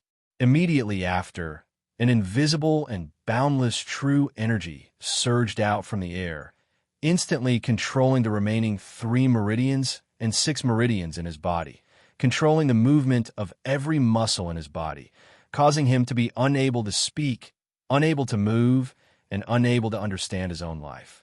What was even more terrifying was that the royal way, genuine qi, actually penetrated through the air and clothes, quickly seeping into his body, following his meridians to travel in all directions, and in the blink of an eye, it slowly forced out the poison that the old dean had already consumed. It was like there was a giant, invisible hand in the air, tightly gripping Chun Pingping's withered body. It lifted him up from the black wheelchair and suspended him in the air. This scene appeared particularly strange. Chun Pingping's grizzled hair had long been messed up. It scattered messily across his forehead and gently covered the deep wrinkles on his face. His clothes were covered in tears. In an instant, his entire aura of life was suppressed to the edge of death. However, this old man's eyes were cold and callous. There was not a trace of fear. There was only a glimmer of regret and disdain. Gradually, even these emotions disappeared from his eyes. There was only calmness. The sound of heavy footsteps rang out in the royal study. The emperor slowly and heavily stepped on the rubble on the ground and walked toward him. The emperor's right hand opened slightly. A number of powerful jinshi broke through the air and held Chun Pingping's small body firmly in midair. Other than the coldness in the emperor's eyes, there was a glimmer of a furious blood-red color. The emperor's hands trembled slightly. They were covered in fresh blood and terrifying wounds. The small holes in the emperor's dragon robe began to bleed out and seep endlessly out of his body. It washed away the metal shards and burnt remnants of the gunpowder on the wounds. The dragon robe had already been smoked into a black paste. The emperor was heavily injured. The steel balls that could pierce through stone should still be in his body. In the end, he did not die. The shards of the porcelain cup were in Chun Pingping's body. He also began to bleed. Perhaps there was not much blood in his body to begin with, so the speed at which it flowed was not fast. In an instant, it soaked his tattered black Overwatch Council official robes. The emperor walked to Chun Pingping's side. His chest rose and fell slightly. Ruler and officials' bodies were both covered in small wounds that went deep into their flesh. The pain was at its deepest. Blood flowed endlessly. They looked very similar. He lowered his head and glanced at the ghastly wound on his chest. The corners of his brows trembled slightly. It was as if he had not thought that there would still be someone in this world who could bring him so close to death. An uncontrollable resentment and anger began to ferment and rise within the monarch's body. The emperor's hand gripped Chun Pingping's throat. He stared into his eyes. A bone-chilling hatred flashed through his eyes. Enunciating each word, he said, "If I don't let you die, you cannot die." A number of gray shadows flashed past outside the glass window of the royal study. A few people abruptly smashed open the wooden door and charged in. At the gate of the garden, Yi Zhong, eunuch Yao, and a few other important figures stayed far away from the imperial study, but they heard the two loud bangs clearly. They knew that something was wrong and rushed over to protect the emperor as fast as they could, but they were still too late. Yi Zhong arrived the fastest, followed by eunuch Yao. However, when they entered the royal study and saw the bloody scene in front of them, they remained silent at the same time. This was because the scene was too painful for their eyes to bear. They saw the blood-covered emperor choking the blood-covered director Chun. Their hearts were shocked, and they didn't know what to say. The emperor let go and allowed Chun Pingping's body to fall from his hands. It landed on the floor with a muffled thud. He used a strange gaze to look at his old comrade, old companion, and old servant at his feet. In a cold and resentful voice, he said, "Escort him to the Overwatch Council's prison. Tomorrow, execute this traitor by 1,000 cuts. If this old dog dies before 36,000 cuts, you, in the useless Imperial Academy of Medicine, will accompany him in death." Yi Zhong and eunuch Yao felt as if they had fallen into an ice house.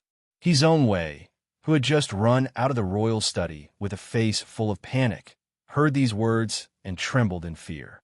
It was not only because of the shocking scene in front of him, Chun Pingping's crime, or the emperor's bone-chilling and bone-deep angry edict. In the 30 years of the court, there had never been a high-ranking official who had been executed by 1,000 cuts. This was the most humiliating and cruel way to die. Furthermore, this edict was directed at Chun Pingping. The three of them did not dare to say anything. They only immediately knelt down at the emperor's feet and did not dare to remonstrate. The emperor glanced one last time at Chun Pingping, who was looking at him with a mocking gaze. He suddenly felt a burning pain in his chest. "How many years has it been since I've been injured?" The emperor thought to himself. Then his body swayed. "The emperor has been assassinated. Summon the imperial doctors."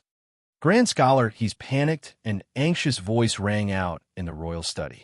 Yi Chong was currently supporting the emperor's slumping body in fear. He subconsciously tilted his head slightly and glanced at the vicious Grand Scholar from the corner of his eye. The royal palace was in a state of panic. The imperial doctors filed in and out of the palace. Occasionally, pale-faced palace maids and eunuchs carried golden basins in and out. The water in the basins had already been dyed red with blood. Eunuch Yao was attending to the injured emperor inside the hall. Gong Dian led the imperial army and internal court aces to surround the entire royal palace. Yi Zhong, after sending out a few orders to the Bureau of Military Affairs, stood guard outside the hall. The head doctor of the Imperial Academy of Medicine walked out of the hall, sweating profusely. Yi Zhong looked at him coldly and asked, "How is the emperor?" The doctor of the Imperial Academy of Medicine saw him and replied in a trembling voice, "Teacher Yi, although the emperor is injured, his pulse is strong. He should be fine, but..." Yi Zhong furrowed his brows and shouted in a stern voice, "But what?" "But The metal shards stuck in the emperor's skin and flesh have been removed. But looking at the wounds on the emperor's body, there should still be sharp objects left in the emperor's body and injured his internal organs. If these sharp objects are not taken out, I'm afraid. Afraid of what? Will the emperor be in danger? The emperor's good fortune fills the heavens. He has never been immortal. The doctor of the Imperial Academy of Medicine spoke in a trembling voice. He changed his method of describing the emperor's great grandmaster realm and said, "Presumably, there won't be any major problems, but no one knows if there will be any effects in the future. Then think of a way to take them out." Yi Zhong's body was short and stout. He had always given people a gentle feeling. At this moment, the murderous aura on his face was incomparably terrifying. "I really don't have such a good method." The doctor saw Yi Zhong's expression grow uglier and uglier. He quickly swallowed and said, "However, Sir Fan Jr. once presided over a similar medical case in the palace. Please quickly summon Sir Fan Jr. back to the capital. With him presiding over this matter, presumably, there won't be any hidden dangers." The Duke of Dongwa? After Yi Zhong heard this name, his heart skipped a beat. His heart chilled. From morning until now, inside and outside Jingdo, in the royal study in the royal palace, too many things had happened. He had not completely digested it all. Only now, hearing Fan Xian's name, did he think of the great impact Chun Pingping's attempt to assassinate the emperor could have on the Qing kingdom. Yi Zhong's lips were a bit dry. A moment later, he slowly said, "Sir Fan Jr. won't be back for a while. Is there any other way?" The young lady of the Fan family is currently practicing medicine in the Dongbo medical shop. Her teacher is Qing Shan, and Sir Fan Jr. has personally. A cold light flashed through Yi Zhong's eyes. He straightforwardly said, "Quickly summon her into the palace." After the doctor led the guard away, Yi Zhong suddenly felt that his back was covered in cold sweat. A large patch had become damp. Only now did he have time to analyze the situation at hand. The doctor had mentioned Fan Xian's name. He couldn't help but think that, not long after, this young powerful official would use the credit of swallowing Dongyi to return to the capital. At that time, if Fan Xian discovered that Chen Pingping had already been executed by the emperor, what kind of reaction would he make? Yi Zhong felt a chill envelop his body. The emperor was heavily injured, and Director Chen's life was hanging by a thread. Another group of imperial doctors were treating him. He would then be sent to the Overwatch Council's prison overnight. He knew why the emperor had ordered Chen Pingping to be sent to the Overwatch Council in the end. The mind of an emperor still did not forget to display its coldness at such a time. Presently, all of Jingdo's defenses were in Yi Zhong's hands. He had no intention of rebelling against the emperor's edict. However, he felt a weight that was difficult to bear. If the Overwatch Council truly rebelled, what should he do? Fortunately, the emperor was only injured and not truly unconscious. There was no need to worry about what had happened between the emperor and Director Chen. In the royal study, everyone had seen Director Chen assassinate the emperor. No one could, and no one dared to intercede on his behalf. Assassinating His Majesty was a crime punishable by death by 1,000 cuts. A chill rose in Yi Zhong's heart. He understood the relationship and friendship the emperor and Chen Pingping once had. The emperor was probably angry and disappointed to give Director Chen such a wretched end. Ever since the founding of the Qing kingdom, the imperial power had been as difficult to shake as it had been in the thousands of years of history on this land. The successive emperors of the Qing kingdom had always maintained a warm attitude toward their officials. Particularly during these decades, the Qing laws had been revised a few times and had abolished countless cruel punishments. Even for those who rebelled, it was often beheading and exterminating their families. The emperor had always been gentle towards scholars and officials in court. Even during the Jingdo Rebellion 3 years ago, he had only executed the commander of the 13 city gate guards, Zhang Deqing. Compared to Director Chen of the Overwatch Council, what was Zhang Deqing? Yi Zhong slowly closed his eyes and couldn't help but think of the word scholar he had cried out in a shrill voice when the emperor had fallen into his arms earlier. Involuntarily, a chill flashed across the corners of his lips. The news of Chun Pingping assassinating the emperor immediately spread through the entire royal palace, through his own way's cry, and startled everyone in the palace. Then, it became news that everyone in Jingdong knew. The emperor might have thought about the stability of the Qin court, the attitude of Fan Xian and all of the Overwatch Council officials, or perhaps all of the contributions Director Chun had made to the Qin kingdom these years. No, Yi Zhong understood the emperor's personality. Even if he wanted to bestow Director Chun a glorious death, it would not be because of the friendship between the emperor and this old director. After the strange sound of the weapon in the royal study, the emperor only felt anger and hatred toward Chun Pingping. There was nothing else. The only thing that could make the emperor retract the death by 1,000 cuts was for the future of the Qin kingdom, for the moods of Fan Xian, the great prince, who is currently stationed in Dongyi, and for the sake of the kingdom. There were many ways to die. Comparing the incomparably humiliating and cruel death by 1,000 cuts to a piece of white silk and a cup of poison wine, the former would certainly make the Overwatch Council, Fan Xian, and the great prince feel more resentment. Yet, all of this, because of Scholar He's perfectly timed cry of surprise, became something impossible because the Son of Heaven had his dignity and anger. Yi Zhong sighed and looked in a daze at the royal palace under the autumn rain. All sorts of emotions filled his heart. He didn't know how much would happen in the Overwatch Council Square building tonight. With the tens of thousands of elite soldiers he and Shi Fei had been ordered to guard outside the Overwatch Council really need to fight, the autumn rain slowly fell. He gently coughed a few times. He knew that the Emperor's angry order could not be changed. He could only hope that when Fan Xian returned, the matter would be settled. Otherwise, no one knew how chaotic the Qin kingdom would become. The autumn rain was also falling outside the Overwatch Council Square building. It grew colder and colder. Yin Bingyun stood coldly by the window. The black cloth that had been covering the window the entire time had been torn off by him and thrown to the ground. He looked calmly in the direction of the royal palace and calmly and forcefully gave out a series of orders. Relying on Chun Pingping and Fan Xian's trust, he had already grasped a great deal of power in the Overwatch Council. However, with just this power, he was still unable to suppress the ghostly fire burning faintly inside the Overwatch Council. The black, ghostly fire that grew from the hearts of these black-robed officials was a good thing. Fortunately, Yin Bingyun had made sufficient preparations beforehand. The senior officials who were incomparably loyal to old Director Chun had already been sent to Shiliang, Jiangnan, and Dongyi Bayam. They had already left Jingdao. Otherwise, the situation would be even more difficult to control. The news from the palace had already reached the council. The news of old Director Chun assassinating the emperor had already become reality. The emperor was heavily injured. Yin Bingyun didn't know if this was the emperor's excuse or if Director Chun, whom he had always admired, had truly done what many people could not. However, none of this was important.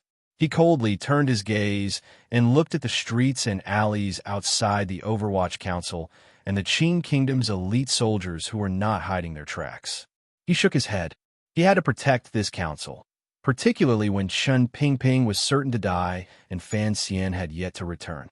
No one could oppose the emperor and the powerful state apparatus of the Qin Kingdom, even if the Overwatch Council was the most powerful part of this apparatus. Yin Bingyun turned his head and looked at the 7 leaders in the room. Faintly, he said, "Prepare to take over." He furrowed his brows. After a slight pause, he finished this sentence with great difficulty. Imperial criminal Chun Pingping.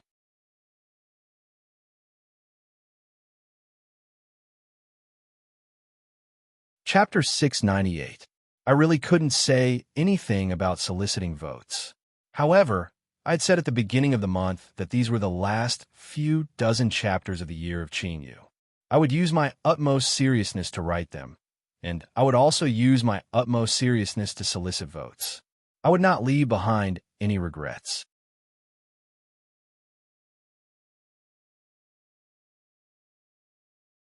Chapter 699. As the words, Imperial Criminal Chun Pingping, came out of Yin Bingyun's thin lips, Everyone in the secret room of the Overwatch Council went crazy. Their faces remained calm, but a glimmer of ruthlessness flashed through their eyes.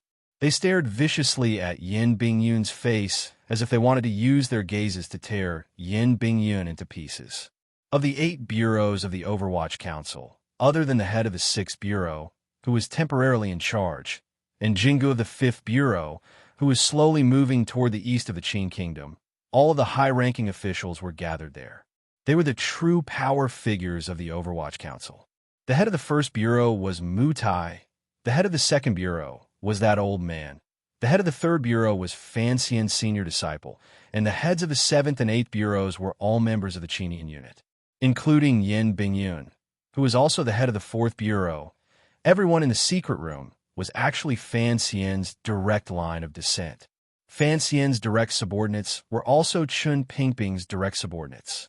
Although they did not have much interaction with Director Chun, just like every official and secret agent in the Overwatch Council, the old director was their ancestor.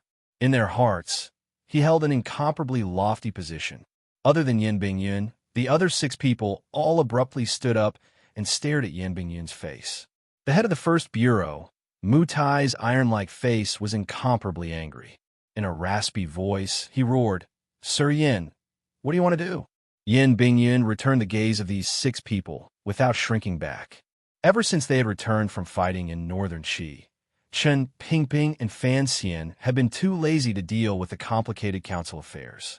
In reality, during these years, all the matters of the Overwatch Council, big or small, had been handled by this icy young master. He was the young master of Yin Ruohai's manor. He was very experienced in the council. Back then, when he was only a youth, he had been sent to the unusually dangerous northern Qi to carry out spy operations. Afterward, he had been sold out by the eldest princess. No one knew what kind of cruel torture he had endured, so his reputation in the council was very high, particularly after Fan Xian gradually took over the power of the Overwatch Council. As Fan Xian's partner and closest subordinate, regardless of whether it was dealing with the Ming family matter in Jiangnan, the battle with the eldest princess, the royal palace, or the rebellion in Jingdo, he had demonstrated a valiant ability to organize, analyze intelligence, and make decisions. With seniority, experience, effort, sacrifice, and background, Sir Yin Jr. successfully obtained a position in the Overwatch Council below 2 people and above tens of thousands. Thus, all the officials, even the heads of the various bureaus who were of the same rank and name, tacitly approved of his assignments. They admired Sir Yin Jr. from the bottom of their hearts. The corners of Yin Bingyun's eyes twitched slightly. Looking at the 6 people in front of him, he did not back down at all. Word by word, he said, "Chen Pingping attempted to assassinate the emperor. Tomorrow, he will be executed by 1,000 cuts. I will accept this criminal. Do you want to rebel?" News of the assassination attempt on the emperor had long spread from the palace. The high-ranking officials of the Overwatch Council had gotten hold of this information at the first moment. Amidst their shock, they learned that the old director had not followed the 30 black carriages back to his hometown to retire. Instead, he had unexpectedly reappeared in the royal palace. Furthermore, he had attempted to assassinate the emperor. None of the Overwatch Council officials believed this was the truth, much less the 6 heads of the various bureaus. They looked coldly at Yin Bingyun. In the end, it was Mu Tai who opened his mouth and said angrily, "The director has returned to his hometown to retire. How could he appear in the royal palace again? Assassinate the emperor? Who made up this rumor? What exactly happened in the palace?" The head of the 3rd Bureau, who had been silent the entire time, lowered his head and slowly said, "I thought the most important thing right now was to investigate clearly." Yin Bingyun was furious. He slammed his palm down on the long table, making a buzzing sound. In a stern voice, he said, "The emperor personally issued an edict. Commander Yi, Eunuch Yao, Scholar He, and everyone saw it with their own eyes. Investigate? Investigate what?"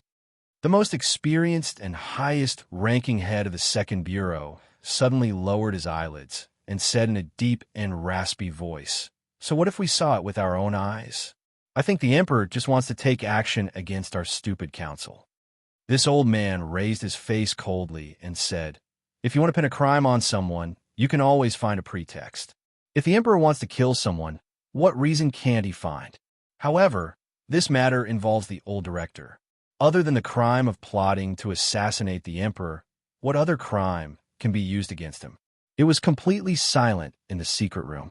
The glass window, which was originally covered by a black cloth, was particularly transparent. Everyone felt a glimmer of unfamiliarity. Outside, the sun was gradually sinking in the west. It shone its light onto the red palace walls of the royal palace and into the secret room of the Overwatch Council, enveloping the entire room in a blood-red light. The head of the second bureau narrowed his eyes and looked at Yin Bingyun. Slowly, he said, Sir Yin, the final appointment of the commissioner has not been made. You have no right to order us to do anything. You have even less right to pull down this black cloth. The silence in the secret room made one's heart beat faster. All of the high-ranking officials of the Overwatch Council looked at Yin Bingyun, wanting to see how he was going to deal with this shocking matter. Mutai and the others listened to the words of this senior from the Second Bureau. The confusion in their eyes gradually grew. Their gazes as they looked at Yin Bingyun began to grow cold. All of the intelligence reports in the council have to go through me. A few days ago, the Jingdo garrison mysteriously disappeared. The Imperial Army and palace defenses suddenly tightened, and the Bureau of Military Affairs secretly moved troops. I have sent all of this information to your desk. The head of the Second Bureau looked at Yin Bingyun coldly and said, looking at it now, this is the Emperor's way of dealing with the old director, but why don't you have any reaction at all?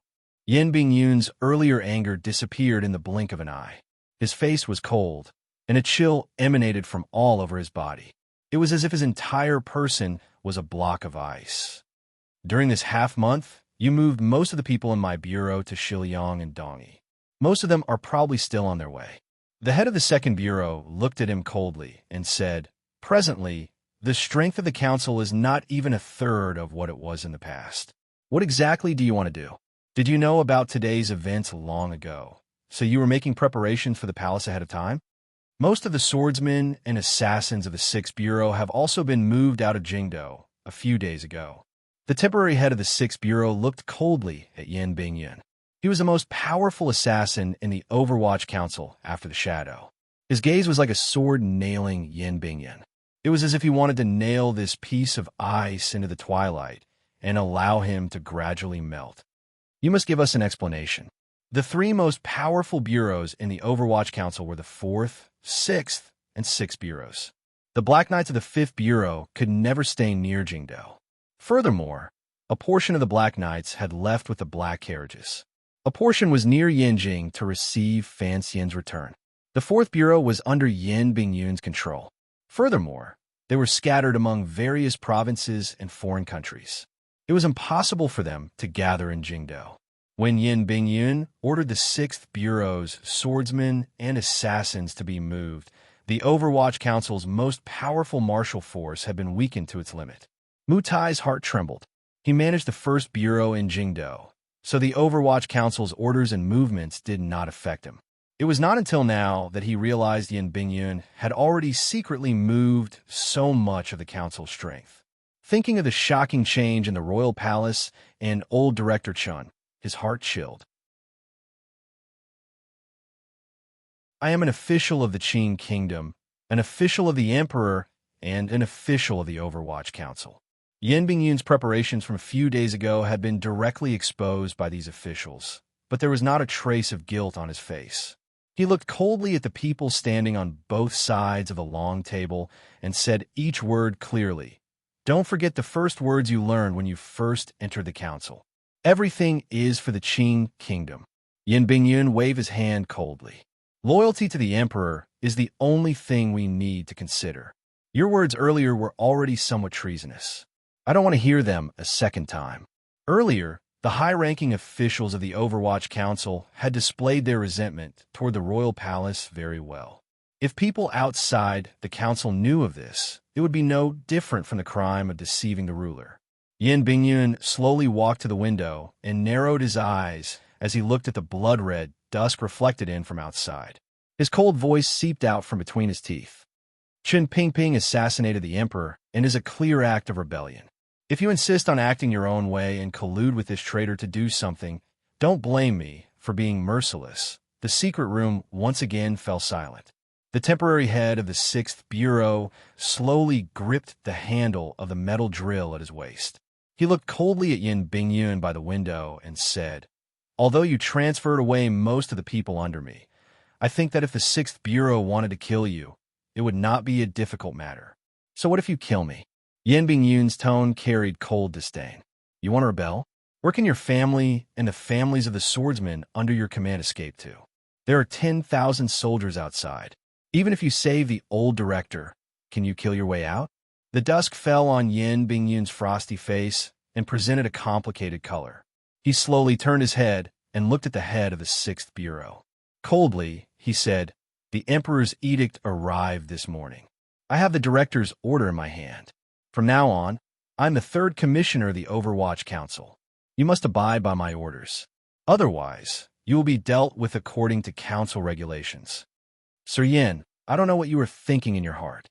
Mu Tai, who had appeared somewhat dull and muddle-headed these past few years, suddenly opened his mouth and sincerely said, "Yes, with just those swordsmen and assassins, the most they can do is save the old director in the council. They cannot send the old director out of Jingdo." But Mu Tai's eyes lit up. They were particularly bright on his dark face. "My 1st Bureau is still here. If the 8 bureaus work together, no matter who they want to save in the capital, it's not impossible. The 1st Bureau has people hidden in each of the important yamens.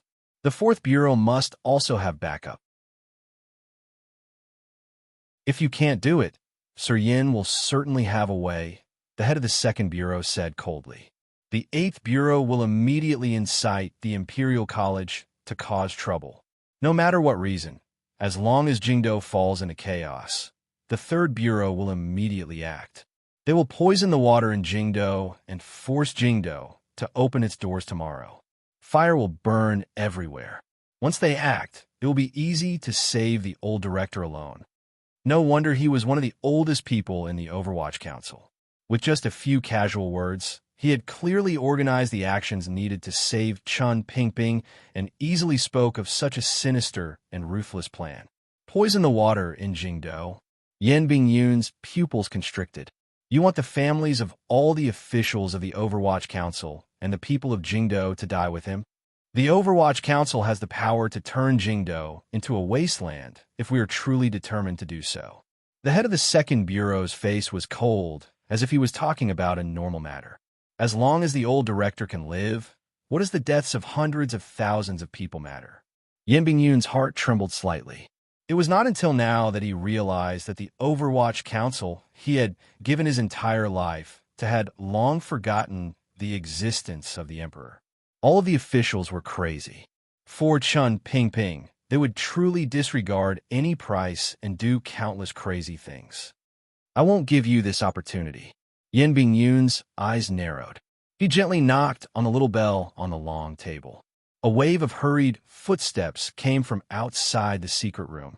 The expressions of the heads of the 8 bureaus suddenly changed. They knew something was wrong. Mu Tai's finger trembled slightly. Looking at Yin Bingyun's face, he became more and more agitated. In a loud voice, he said, "Do you want to watch as the old director dies in humiliation tomorrow?" Yin Bingyun's face was cold, and he didn't say anything. The door to the secret room was pushed open. His trusted officials filed in. In a short amount of time, they controlled every corner of the room. The temporary head of the 6th Bureau continued to hold the metal rod tightly in his hand. He paid no attention to the people walking in behind him. He only looked coldly at Yin Bingyun. The Jingdo Overwatch Council was powerful, but this square and sinister building was only a brain. Their true power was hidden in each of the different yamens and dark places. The heads in this secret room were like the brains of the Overwatch Council.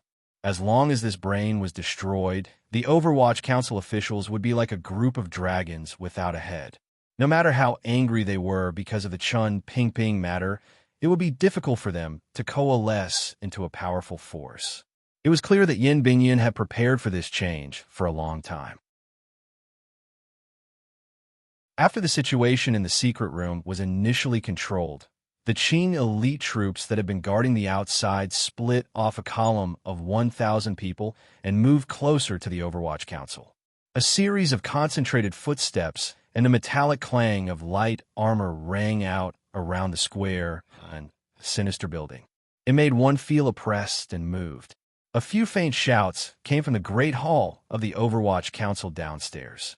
Then, it seemed that someone was reading an edict. No one in the secret room paid attention to these sounds. The six heads only stared angrily and hatefully at Yan Bingyun's face. Yan Bingyun looked at Mu Tai, who had a face full of disbelief, and calmly said, "In Jingdo, the first bureau has the most people in control, so I cannot let you out. You can be wronged in prison for a while." Mu Tai's eyes seemed to be spitting fire.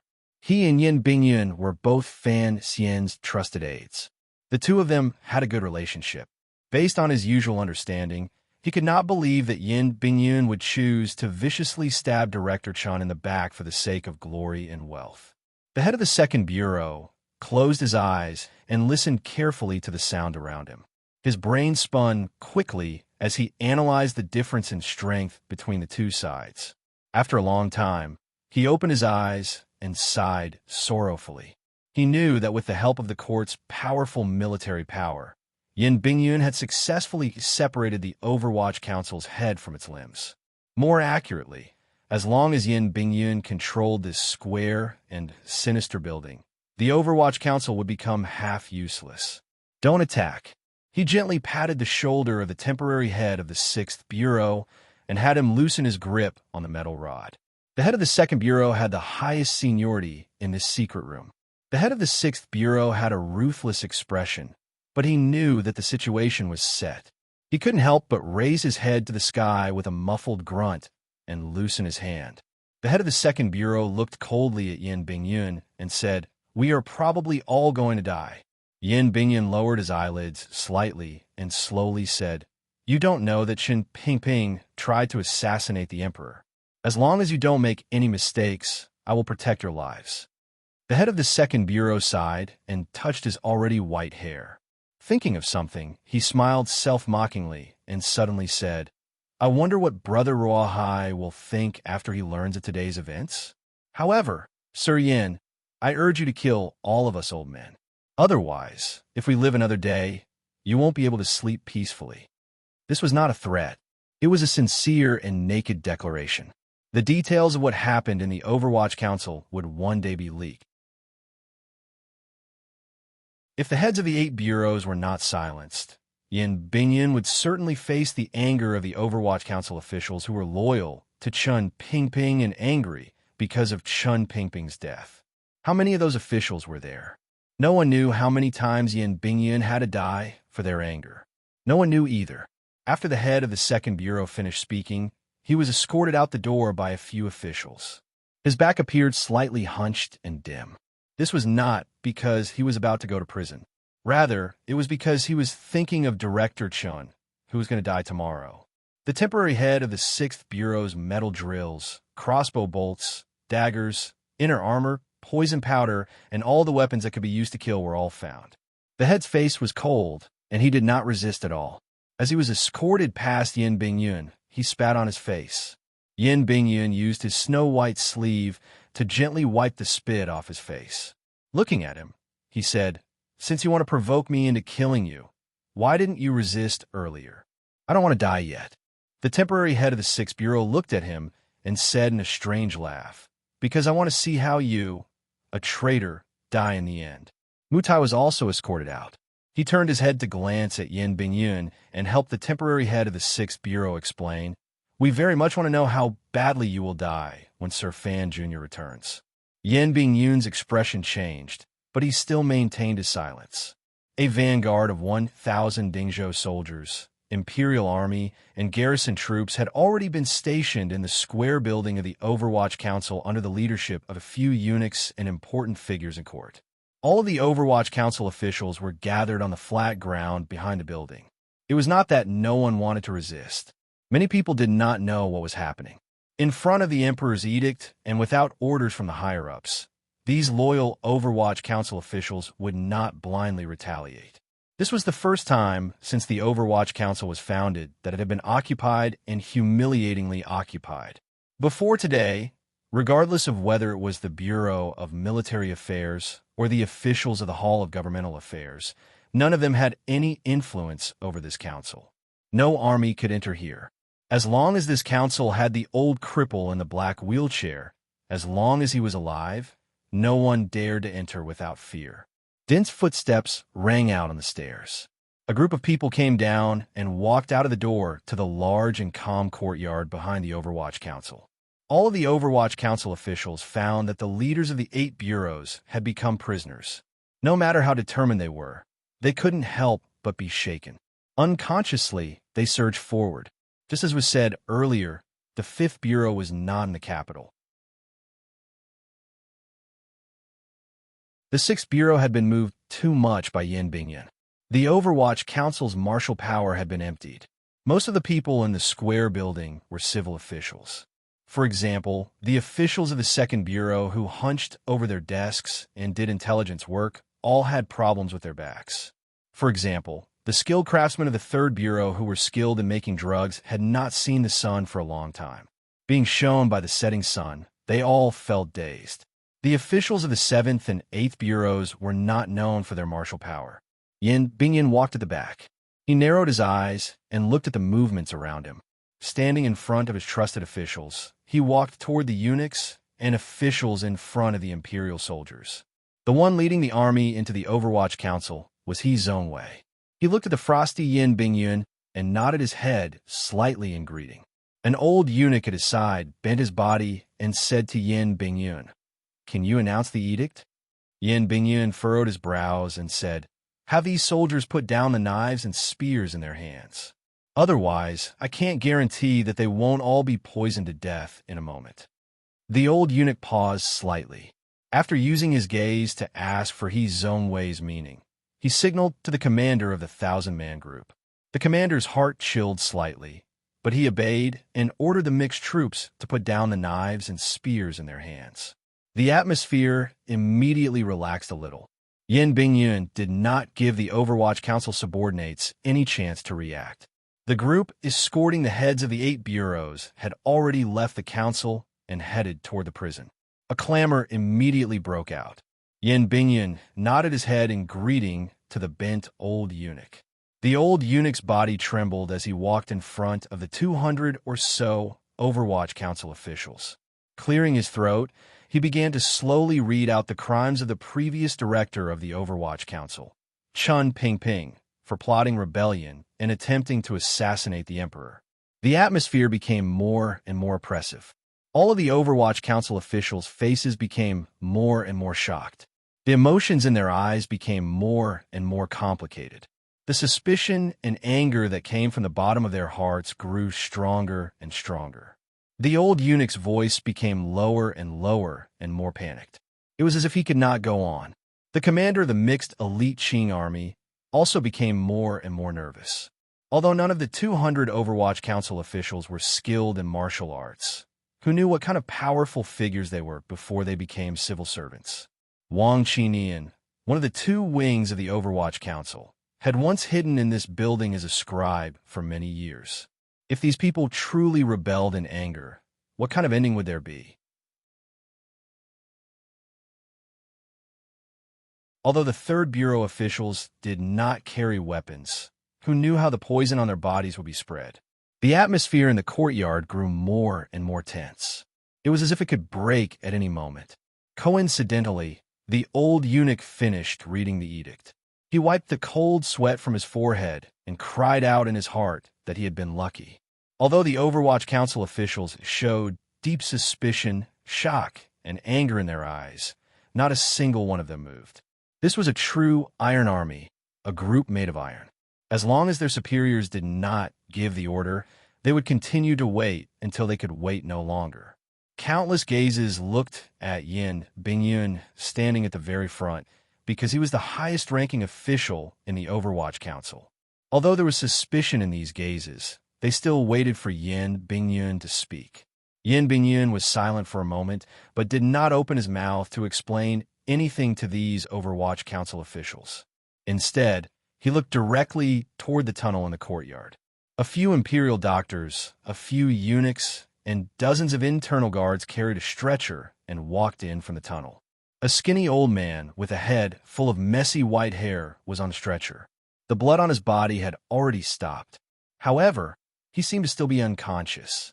The ancestor of the Overwatch Council, the emperor of this patch of darkness, Chun Pingping, once again returned to the Overwatch Council he had single-handedly created. He returned to his favorite courtyard. However, none of this was accompanied by the familiar creaking of the wheelchair. He just lay alone on the stretcher. In the courtyard at the beginning of autumn, the fish in the white sand pond were still swimming. However, Chun Pingping could not open his eyes and glance in that direction. Yin Bingyun stood straight like a javelin. Looking at the approaching stretcher, the hands behind his back trembled slightly. They immediately returned to normal. He knew this was a crucial moment. He knew why the Emperor had sent Chun Pingping back to the Overwatch Council to be locked up. It was because he wanted to use the old director, who was about to die, to be executed by 1,000 cuts, to stimulate the hearts of everyone in the Overwatch Council. The Emperor had to know whether this Overwatch Council was Chun Pingping's or his own. Once he confirmed that the council was no longer his, the cold, emotionless, and powerful Emperor would presumably not mind using countless soldiers to charge into this dark courtyard and the countless branches under heaven to thoroughly clean it and not leave any traces in the world. He coldly watched the reactions of all of the Overwatch Council officials in the courtyard. He watched the incomparably powerful and deeply rooted imperial power collide with Chun Pingping's lofty prestige in the Overwatch Council. The stretcher slowly moved. Under the rescue efforts of the Imperial doctors, Chun Pingping, who had lost too much blood, managed to survive. The Emperor did not allow him to die so easily and happily, so he cannot die. Following the movement of the stretcher, the gazes of the Overwatch Council officials in the courtyard also moved. Their gazes were complicated, sorrowful, excited, hopeless, and angry. On the stretcher was the old man they all loved and respected. However, he could only lie dimly on the stretcher and prepare to welcome his wretched in the next day. Finally, someone could not resist crying out wretchedly and kneeled on the ground facing the stretcher. "Director! Old director!" All of the Overwatch Council officials knelt down. Although the edict had clearly stated that Director Chun was a heinous criminal who had tried to assassinate the Emperor, they still could not resist kneeling down. Finally, someone could not resist. With a sharp cry, a few figures flew out from the crowd of Overwatch Council officials and headed straight for the stretcher. A few streaks of cold light sliced through the air. A few muffled thuds rang out. The air seemed to twist because of the vibrations. The autumn wind picked up and whistled through the air. When the dust settled, for Overwatch Council officials had been struck to the ground.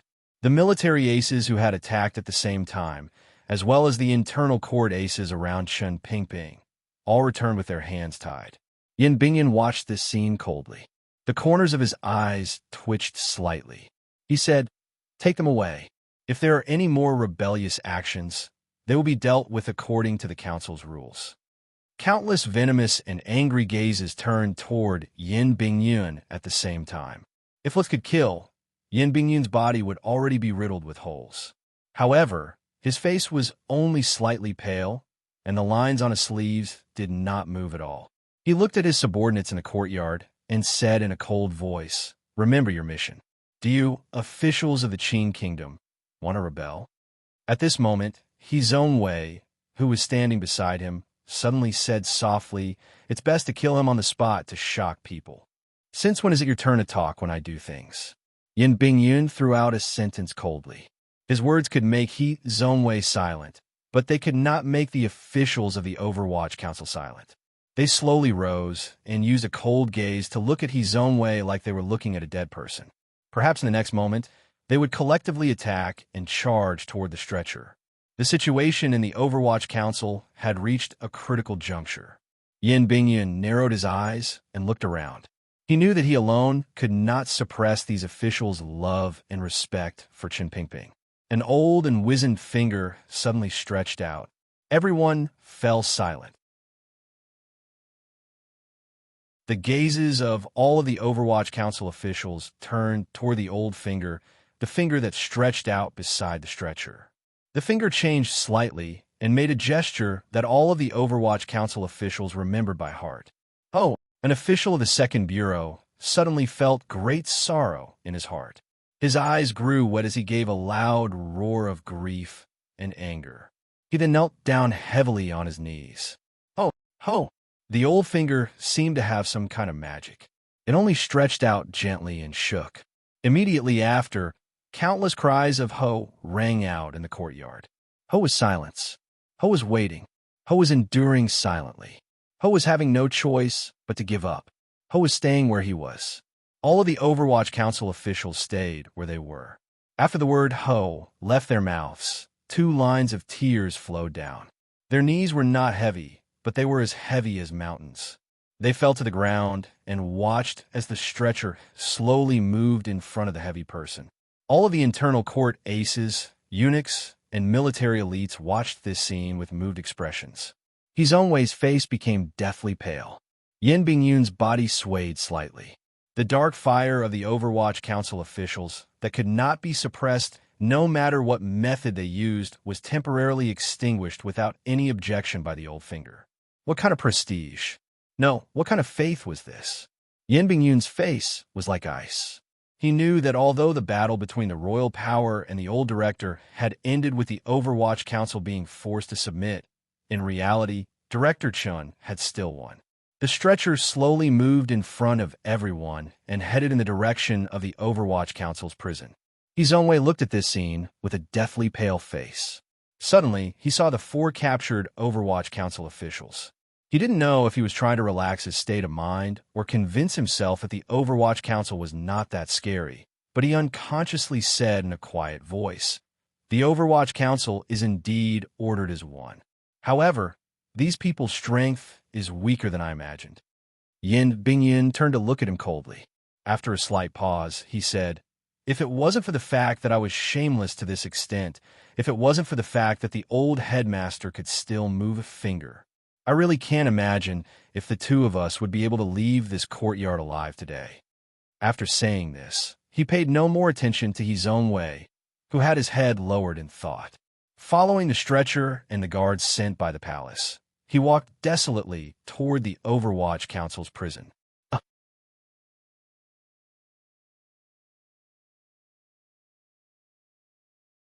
Chapter 700. While betrayal, submission, and the verge of collapse played out in the Overwatch Council, the entire Jingdo was enveloped in a strange and oppressive atmosphere. It was impossible for the little court conference to be held again. Although the various ministries and yamens carried out their routine work, the shocking news coming out of the royal palace had long made the Qing officials tremble in their bodies and minds. No one had any thoughts on state affairs, and no one dared to whisper in the yamens. Occasionally, there would be officials who were on good personal terms who would meet in a secluded place and pass on the news they knew. The emperor had been assassinated. The heinous and unforgivable traitor was Director Chun. This news made everyone feel shocked and incredulous. However, the truth was right in front of their eyes. Other than feeling it absurd and shocked, these civil officials all turned their gazes toward the Overwatch Council. A faint worry rose in their hearts. They didn't know if the court would be able to control the council under these circumstances. Fortunately, news that calmed people's hearts came endlessly. At least for now, these officials didn't seem to have to worry too much. After the major incident broke out in the morning, the various ministers, dukes, and elders of the Hall of Governmental Affairs immediately rushed to the royal palace. After another few hours, these officials retreated from the royal palace and began to deal with state affairs anew, leaving only Hu the scholar to stand guard in the royal palace. The most important matter in the Qing court was the trial of Chen Pingping's rebellion. All the ministries and yamens were mobilized. This was the first time the civil official system had independently investigated such an important case outside of the Overwatch Council's eyes. No one knew how the various ministries and yamens felt. Other than sorrow and shock, did they feel much more relaxed? However, the emperor's edict was clear, urgent, and cold. The so-called trial was nothing more than a formality. In less than 4 hours, the various ministries and yamens of the Qin court, led by the Supreme Court, had drafted up reports on Chen Pingping's numerous major crimes and sent them to the royal palace. However, these reports were immediately rejected. It was clear that the emperor, who was still in a rage and had yet to recover, was not satisfied with the charges these civil officials had drafted. The emperor would not let Chen Pingping die easily and freely. Since Chen Pingping thought he was standing on a glorious and righteous stand to interrogate and seek revenge, then the emperor wanted Chen Pingping to lose all of his reputation and die with endless humiliation and accusations. It was not difficult to fabricate a crime, but to pin it on Chen Pingping made these court officials fall into a state of panic. However, His Majesty strictly ordered this, so no one dared to have any objections. They could only tremble and put all kinds of crimes of treacherous officials that had appeared in the history books on Chen Pingping. When the 13 crimes were finally sorted out, Chen Pingping finally became the most heinous and unforgivable traitor in history. A voice of approval finally came from the imperial palace. It was clear that Chen Pingping could no longer escape the crime of death by 1,000 cuts. Everything happened very quickly. Other than shock, all of the court officials couldn't help but have some suspicions. If it was truly a case of treason, once it was investigated according to usual practice, it would probably take a few years. If Director Chen was the main culprit, he would not be executed so easily. Furthermore, the officials involved in this case of treason probably numbered in the thousands. However, the injured emperor only seemed to be throwing his anger onto Chen Pingping alone and did not want this matter to be dragged into too much. Finally, there were officials who guessed the emperor's thoughts and couldn't help but feel a chill. The emperor hated Chen Pingping to the extreme, so he had to execute Chen Pingping openly in front of millions of people. The reason the emperor forced the entire court to speed up the process of this matter was because Chen Pingping not only ordered Chen Pingping, but also represented the Overwatch Council. The new director of the Overwatch Council, the powerful Sir Fan Jr., was on his way back to Jingdo from Dongyi. If it was a normal official, the emperor would probably not care at all. He would even coldly and cruelly wait for his return and then have Chen Pingping die in front of him, once again touching his bloody heart. However, Fan Xian was not a normal official. The power in his hands was too great. It was so great that even the emperor had to consider it for the future of the Qin kingdom. Most importantly, he was the emperor's own son. Without killing Chen Pingping, it would be impossible to vent the resentment accumulated in the emperor's heart. However, the emperor had to finish this matter before Fan Xian returned to Jingdo and make these matters an irreversible reality. The entire imperial court was extremely busy because of the shocking assassination case that happened in the imperial study in the early hours of the morning. In the south of Jingdo, the Fan Manor with the stone lions by the door that looked down on the world with cold and disdainful eyes sank into a strange silence. It was just past noon. The news of the emperor's assassination had just gotten out of the royal palace. Chen Pingping had not yet been sent to the Overwatch Council's prison. An edict announcing eunuch, accompanied by internal guards and imperial soldiers, had already entered the Fan Manor through the middle door. There was no incense table or ceremony to receive the edict. The people of the Fan Manor eating lunch in the little flower hall immediately paled when they heard the eunuch's words. As the mistress, Lin Wanner, slowly rose. Staring at the eunuch, she said each word clearly. Say that again. The eunuch knew that the emperor was waiting in the palace to be treated. Faced with Princess Chen's cold questioning, he did not get angry. Using an urgent voice, he repeated himself. A glimmer of fear flashed through Lin Wanner's eyes. She unconsciously turned her head to glance at her sister-in-law beside her. Fan Ruo's face was also slightly pale. Presumably, Anyone who heard this news would show the same expression, particularly the women in the fan manor. Regardless of whether it was the emperor or Chun Ping, whose life or death was unknown, their connections to the fan manor were too deep and tight. They could not be torn apart no matter what. Lin Wanner knew what kind of feelings her husband, Fan Xian, who was not in Jingdo, had for Chun Ping. However, the emperor was, after all, Fan Xian's father and her uncle. Fan Ro put down the bowl and chopsticks in her hands and looked at her sister-in-law. Gently biting her lip, she did not say anything. Her fingers trembled slightly. Lin Wanner's large eyes gradually calmed. She lowered her head slightly and asked, "Is the emperor in danger?" The eunuch did not know the inside story. He could not even enter the palace where the emperor was staying, so he could not say what was going on. They had only come under Commander Ye's orders and listened to the suggestion of the Imperial Academy of Medicine to invite or escort the young lady of the Fan family into the palace to save the emperor. Hearing Princess Chen's question, he could only shake his head fearfully. Lin Wanner glanced at Fan Ro. Fan Ro lowered her head slightly and did not think about anything. She stood up and lightly said, "I'm going into the palace." After saying this, Fan Ro left the dining table and followed the eunuch and soldiers out of the Fan manor. Her medical chest was still in the Dongbo medical shop on Dongchuan Street, so she had to make a detour there. Seeing her sister-in-law's figure disappear through the manor doors, a strong worry and unease rose again into Lin Wanner's eyes.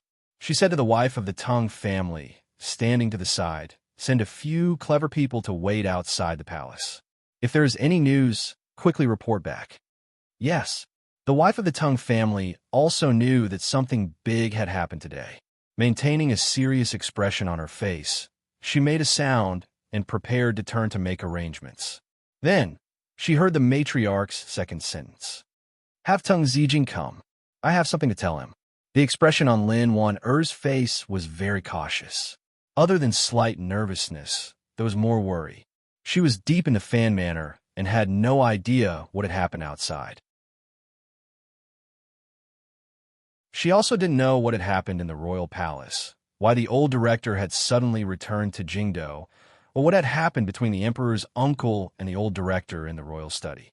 From the Jingdo rebellion 3 years ago, she knew that the cold emperor would not give the old director any chance to live. She also knew that if Fan Xian was in Jingdo right now, he would not just watch as this happened. Because she knew Fan Xian's attitude, she also knew that the Fan manor's position in this matter was very dangerous. If they were not careful, they would probably be consigned to eternal damnation. She glanced at Cece beside her and quietly ordered, "In a moment, when Tang Zijing arrives, I'll have them arrange for you to leave the capital first. Take Shunning and Liangzi and hide in the country estate outside the capital for a while." Cece was not surprised by this kind of arrangement. After all, she was one of the 4 serving girls Fan Xian had personally raised. Although she had followed the mistress in the manor to deal with family and clan matters, she had not thrown away those sensitivities. In particular, Cece was no stranger to leaving the capital to hide. When she was pregnant with Fan Xian's first child, it was during a tense time of the Jingdo rebellion. Master Fan Jian had arranged for her to hide in Qin Garden. Qin Garden? Cece looked at the mistress and suddenly said, "The young master is indebted to the old director." Lin Wanner sighed and gently nodded. "But such a big thing has happened. Who can turn it around? Don't talk for now. Quickly pack up and leave the manor in a moment." At this time, the city gates should already be closed. Jingdo is about to be locked down. If Tang Zijing takes them, I'm afraid they won't be able to get out, Cece reminded. During these years, Fan Xian's wife and concubine had helped him deal with clan and family matters, as well as the details of the Jiang and Hangzhou conference. The 2 women, one maid and one assistant, worked well together. Their tacit understanding grew deeper and deeper. Lin Wanner was the one who made the decisions, and Cece was the one who filled in the gaps from the side. Lin Wanner had also given her own son to Cece to take with her. She trusted her greatly. Her brows furrowed slightly. "That is why we have to hurry." As she spoke, an Overwatch Council secret agent wearing black official robes appeared outside the flower hall. Earlier, Lin Wan had already secretly notified the member of the Chinian unit who had always been protecting her, so she was not surprised to see him appear. Slowly walking to the edge of the flower hall, she looked at him and asked worriedly, "You've heard everything. Immediately send someone to the outskirts of the Overwatch Council to see what is going on. Then, make arrangements to have Guard Tongue take them away." The member of the Chinian unit nodded his head heavily. As a subordinate of the Overwatch Council, his mood was unusually heavy and shocked. However, he knew that the young madam's orders were unusually clear. The Overwatch Council was certainly heavily surrounded. It would be difficult to make contact with the council. He made a hand gesture behind him, and the member of the Chinian unit went to make arrangements. Lin Wanner looked at him and said, "Send someone to Yinjing. If they meet Fan Xian on the road." Her brows furrowed. The member of the Chinian unit looked at her nervously, waiting for her final decision. "Tell him the truth." A resolute expression flashed across Lin Wan'er's face. "Just say that Director Chun is going to die." The person let out a breath and glanced at her gratefully. He then left to prepare everything. The interior of the Fan Manor became busy in an orderly fashion. Only Lin Wan was left alone in the flower hall. She thought about what had suddenly happened today. Suddenly, she felt a gust of cold wind blow in from all directions, making her shiver. She had already managed the Fan Manor's affairs for 3 years. In addition to managing the Hangzhou Conference and clan affairs, the youthful Lin Wan already had the air of a mistress of the household. Clear and powerful orders were sent down. Everyone in the Fan Manor began to respond in an orderly manner. At the side door of the garden in the back of the manor, Lin Wanner took the servant girl and her son from the nanny's hands. She gave the two of them a firm kiss on the cheeks and gave Cece a few more reminders before having the carriage move. Beside her, Tang Zijing lowered his voice and said, "Leaving the capital at this time might be a bit eye-catching." Lin Wanner glanced at him. She knew that although this guard, who was loyal to the Fan family, had also been shocked by the assassination attempt in the royal palace, he still thought that her reaction was a bit too intense. She shook her head and said, "Although it's a bit eye-catching, it's best to leave as soon as possible." There was one thing she didn't explain to Tang Zijing. Although the Chinian unit had already sent someone to inform Fan Xian, the journey was long. By the time Fan Xian returned, Chen Pingping would already be dead on the execution field. Lin Wan, who knew the emotions hidden under Fan Xian's gentle exterior, who knew what kind of intense reaction Fan Xian would have at that time. It was precisely because she had anticipated Fan Xian's intense reaction that Lin Wan'er's reaction appeared so nervous and urgent. "Don't worry about this. In a moment, I'll personally go into the palace to take a look." Lin Wan nodded slightly at him. Tang Zijing sighed and bowed. He then chased after the carriage not far away. Lin Wan'er returned to the manor and, in the shortest amount of time, gathered all of the guards, servants, and people in the Fan Manor. In a cautious tone, she told them what they had to pay attention to, particularly forbidding any private discussion. She was the mistress of the Fan Manor. Although she had always been known for her simple-mindedness, her management of the family these few years had long established her prestige in the manor. With Jingdo in chaos, everyone knew that the Fan Manor was also one of the centers of chaos. The servants all agreed in unison and did not dare to feign ignorance. Lin Wan'er's gaze slowly swept around and roughly calculated the power that could be mobilized in the manor. The Chinian unit did not leave many people in the manor. Most of them were the swordsmen and guards of the 6th Bureau. These people had to ensure the safety of the Fan Manor, so it was not convenient to send them out. However, Dabao had gone to Old Lin Manor to bury crickets. Now that such a major event had occurred, she had to immediately send someone to bring him back. She immediately thought of another matter and gently waved her hand to summon the official of the Chinian unit. In a quiet voice, she said, "Send someone from the 1st Bureau as well. They don't need to do anything. Just maintain contact." Although the Overwatch Council's news had yet to come back, Lin Wan knew that given her uncle's imperial wisdom, that square and sinister building must be under the suppression of a powerful military force. However, The first bureau was close to the Supreme Court, so there might be some loopholes. Everything Lin did was actually just to prepare for Fan Xian. She knew that once Fan Xian returned to the capital, what he needed to know the most was the truth. Although she did not want Fan Xian to take risks or go crazy, if her husband was truly going crazy, as his wife, she could only make some necessary preparations for his madness. After making all of these arrangements, she ordered the Fan Manor to tightly close the main doors. Other than when an edict personally arrived, all internal and external traffic was strictly prohibited. Only then did Lin want to relax slightly. She sat in the carriage that had been prepared earlier and drove out of the streets in the south of Jingdo toward the vast and particularly austere royal palace in the north. Today, the imperial palace was heavily guarded. The density and strength of the imperial army's patrols could not be compared to the past. Everyone's faces carried a trace of nervousness and sternness. It seemed that even though the old director Chan was already seriously injured and captured, no one would feel relaxed. Lin Wan'er got off the carriage and came directly to the palace doors. She had grown up in this royal palace and was deeply loved by the Empress Dowager and the Emperor. She was an anomaly in the palace. In the past, she could enter and leave the palace without obstruction.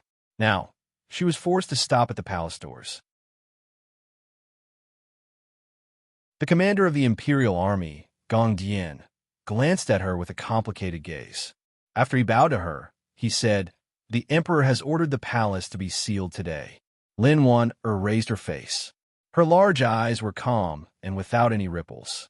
Without shrinking back, she said, "The emperor has been assassinated. I want to enter the palace to visit. Is that not allowed?" Gong Dian furrowed his brows slightly. The so-called sealing of the palace was actually a selective lock. Logically speaking, Princess Chun was the emperor's favorite niece. It was only right and proper for her to enter the palace.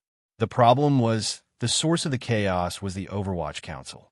Everyone under heaven knew that Princess Chun was the wife of the current director of the Overwatch Council, Fan Xian. "I just don't know if the emperor wants to see you," Gong Dian said in a heavy voice. Lin Wan'er's heart tightened slightly. She knew what General Gong Dian's secret reminder meant. He was worried that she would enter the palace to ask the emperor for mercy on behalf of Chen Pingping. If anyone dared to ask the emperor for mercy, it would probably make the emperor angry, particularly since her identity was complicated. Once she opened her mouth to ask for mercy, it might instead intensify the conflict and make the emperor feel strange toward the Overwatch Council, and even Fan Xian, who was not in Jingdo. She was silent for a moment. She then forced a smile and said, "I heard a few scholars are in the palace. King Jing has also entered the palace. I want to go in and see."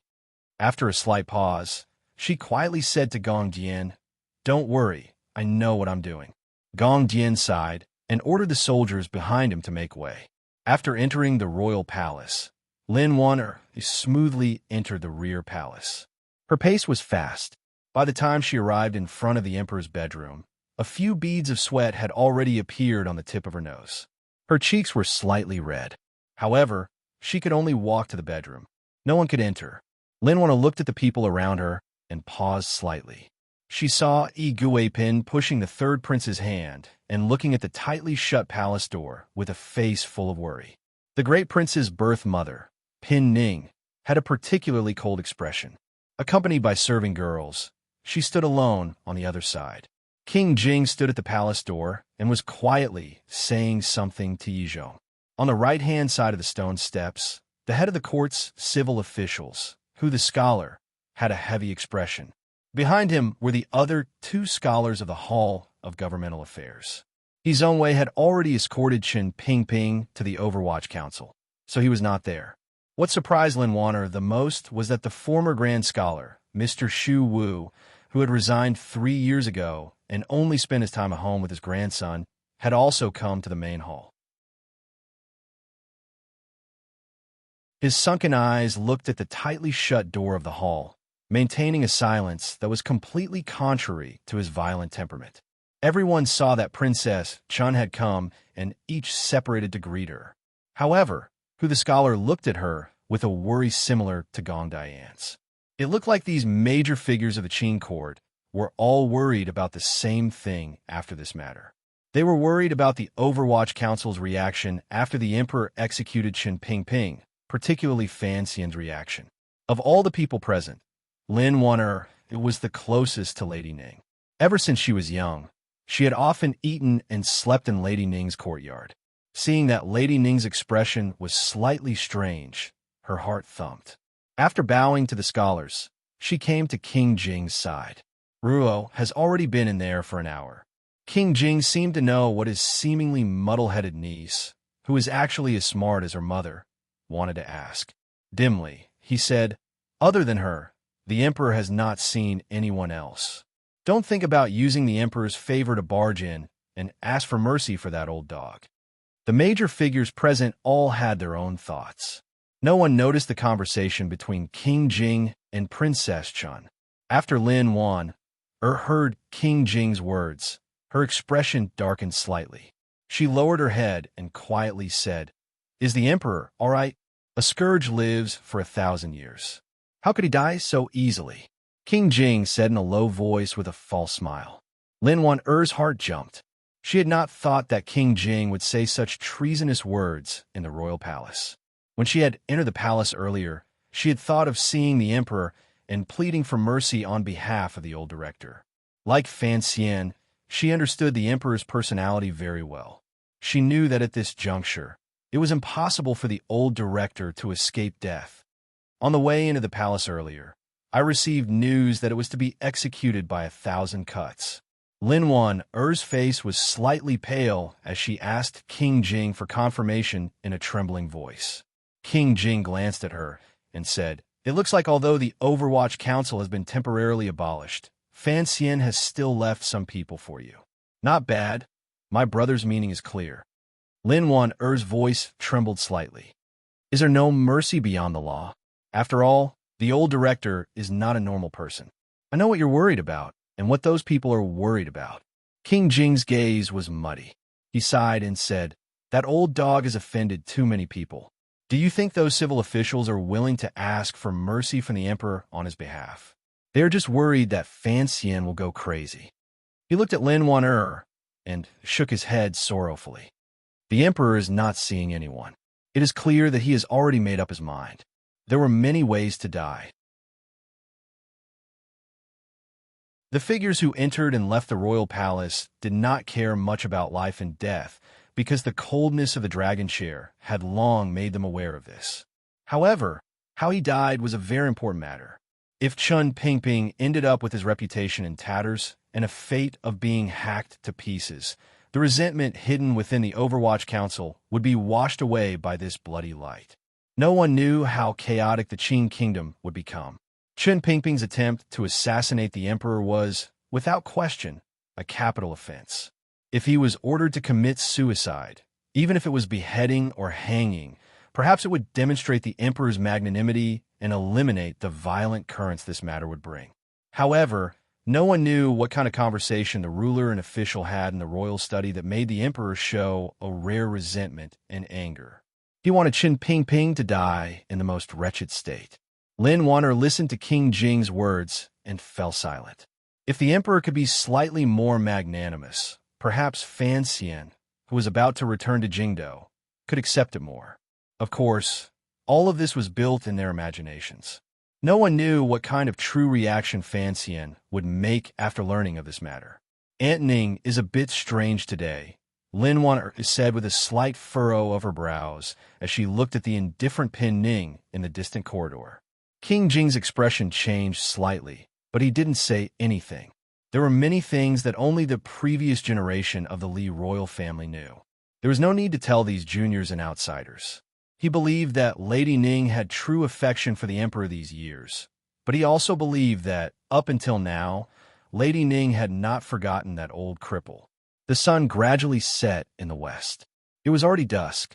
There had been rain in the morning, and there were still some water stains left on the stone tiles. The light gradually dimmed, but the water stains lit up like a lamp had been lit. The lights in the royal palace lit up, although they could not compare to the dazzling beauty of the red clouds in the western sky they were still particularly beautiful. The lights in the emperor's sleeping quarters were lit the earliest and had the most lamps. They were incomparably bright, shining through the window and illuminating the surroundings clearly. One could see even the finest hair. Lin Wan-er's heart trembled slightly. She thought of a few years ago when Fan Xian had been seriously injured and almost lost his life. It seemed that he had also been treated in this palace. At that time, the lights had also been as bright as today. The main surgeon had also been the girl inside. A drop of sweat almost dripped down from the strand of wet hair on her forehead.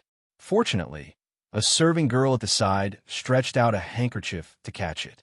The serving girl retreated with unusual fear, but Fan Ro's expression did not change. She continued to gently move the sharp surgical knife in her hand under the bright light of the room.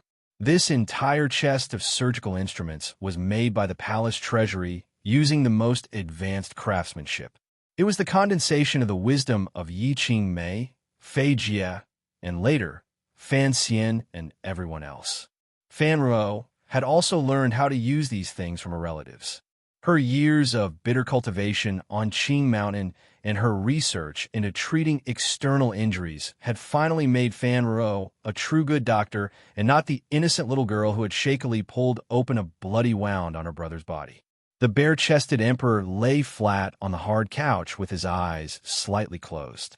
Fan Ro was on his right-hand side. She carefully and steadily slid the small knife across his body. Where the knife pointed, the smooth skin split open. The charred hole opened up and blood seeped out. Fan Ruo used her steady hands to reach in with forceps. She clamped down on a hard object and pulled it out forcefully. With a clang, a poisoned steel ball was placed on a flat plate to the side. There were already 7 steel balls on the plate. Up to this point in the operation, half the time had already passed. Fan Ro took a deep breath and slowly activated the Qiani Dao Jinshi technique that had just begun to appear in her body to help her calm down. Then, she looked at the emperor lying on the bed and said, "There's still a few pills that are very deep. It might be very painful in a moment. Does Her Majesty need to use some chloroform?" Chloroform was the most successful drug Fan Xian and the Third Bureau had made. It was indeed effective when used in surgery. However, Fan Ruo's words revealed a shocking truth. Had the emperor not used anesthetics from the start of the operation and allowed the sharp knife to cut into his body, Fan Ruo had used a lot of strength when she used the forceps to remove the steel ball earlier. However, the emperor lying flat on the couch did not even furrow his brows. It was as if he could not feel the pain in his body at all. The Qing emperor slowly opened his eyes and glanced at Fan Ruo. "Continue." His tone was indifferent. It was as if the body being cut open by the knife was not his, as if the life-eating steel balls were not deeply embedded in his bones. Fan Ruo nodded slightly. She held the sharp knife tightly and loosely. Lowering her head, she continued her work seriously. Her movements were natural, as if there was not a glimmer of fear. Since the emperor had spoken, she was no longer worried that the emperor would not be able to endure the pain. It was as if under her knife, there was only a wooden man and not a powerful emperor who could kill millions with the flip of his hand. Looking at Fan Ruo's calm expression, the heavily injured emperor narrowed his eyes slightly. He seemed to feel a glimmer of surprise. Calmly, he asked, "Didn't Ji teach you all of this?" Fan Ruo focused on the knife and completely ignored the emperor's question. The deeper meaning in the Qing emperor's eyes grew stronger and stronger. "You don't seem to be afraid of me?" Fan Ruo took out another steel ball and dealt with the remaining iron sand around the wound. Only then did she quietly say, "Your Majesty is a patient. Ruo is just worried that you will not be able to endure this kind of pain and will interfere with the treatment. Don't worry, there were many fierce generals on the battlefield who scraped bones to remove poison." The emperor's gaze dimmed slightly. Slowly, he said, "In my life, the pain I have experienced is much more intense than this." These words referred to the first northern expedition when the meridians in the Qing emperor's body had all been shattered. He had experienced pain and suffering that no human could endure. Fan Ruo did not know about this. She was deep in thought and did not reply. The emperor slowly closed his eyes and indifferently said, "This knife is on my body. Tomorrow, it will be returned tenfold to that eunuch's body." After these words were said, the tip of the knife in Fan Ruo's hand did not tremble, but her body froze slightly. The emperor looked at her calmly and said, "Don't think about pleading for mercy for that eunuch later. It is a great crime for you to have such thoughts. King Jing, that useless piece of trash, Iguopin, Lady Ning, Hushu, Yizhong's daughter accepts Fan Xian as teacher. Gong Dian has always admired that boy, and Yichun is also here." The emperor's expression was calm as he looked at her with slightly narrowed eyes. "You are his sister. I'm very curious. When did everyone around me become related to that boy?" That was bestowed upon him by the emperor. Fan Ro finally stopped the surgical knife in her hand and looked calmly at the emperor as the matter involved Fan Xian. "I know what you people are thinking and worried about." Blood seeped out from the emperor's naked upper body. However, this great Grandmaster Emperor did not seem to worry at all about his life slipping away. "I greatly despise this kind of worry. He is my own son. Would he rebel against me for a servant?" The red candle flickered slightly, but the palace lantern remained bright. Fan Ro gently shook her head and continued to cut and tear at something on this emperor's body. The emperor was only trying to convince himself that loneliness was a terrifying thing, particularly when he discovered that the people around him were more willing to be close to Fan Xian.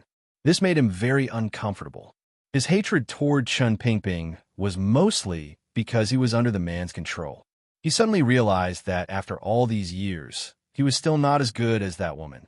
In order to prove this point, he hoped that Fan Xian, whom he trusted and doted on the most, could always stand by his side. What kind of emotion was this? Was it probably a need for self-recognition and self-proof?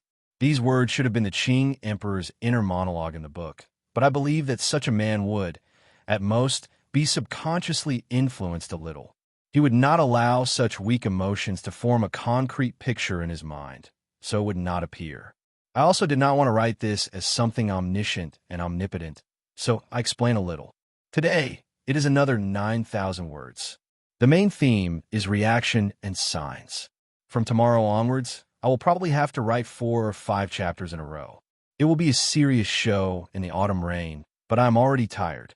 Tomorrow, Saturday, and Sunday, I will write less because I have a great deal of distrust in my own abilities, so I have to be more serious and properly continue this story. In the end, I will sincerely call for monthly support from everyone. Although it is an old phrase and has no new ideas, it has an attitude. If I write less, it will still be called. I know I'm serious, and everyone can see my seriousness.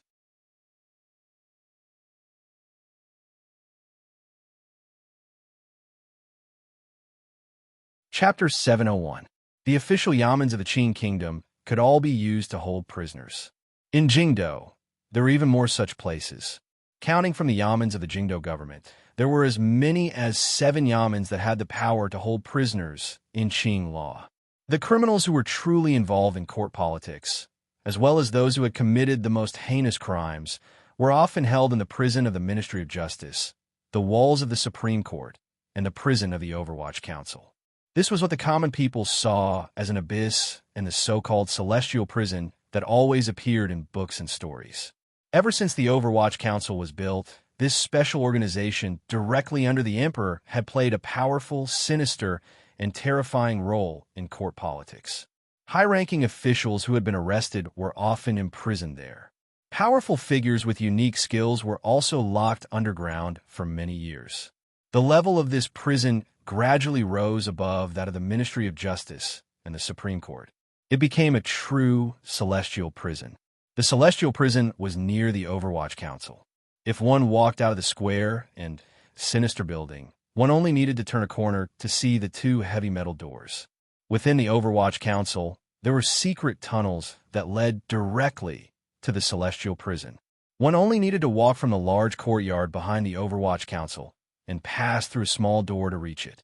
Regardless of which direction one entered the Overwatch Council's prison, the first scene one saw was a deep tunnel. The cells responsible for holding important criminals were deep underground and tightly guarded. There was no worry that something like a prisoner rescue would happen. As one went down the tunnel, the air became more and more stagnant, and the lights grew dimmer and dimmer. Although there was good ventilation equipment below, decades of dark and dirty air mixed together. It always gave one a strange feeling of terror and suffocation.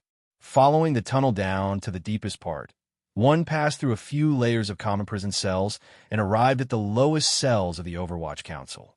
The security there was the tightest.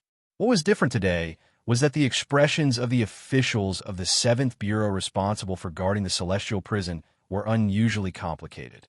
Furthermore, the entire prison was filled with aces from outside the council.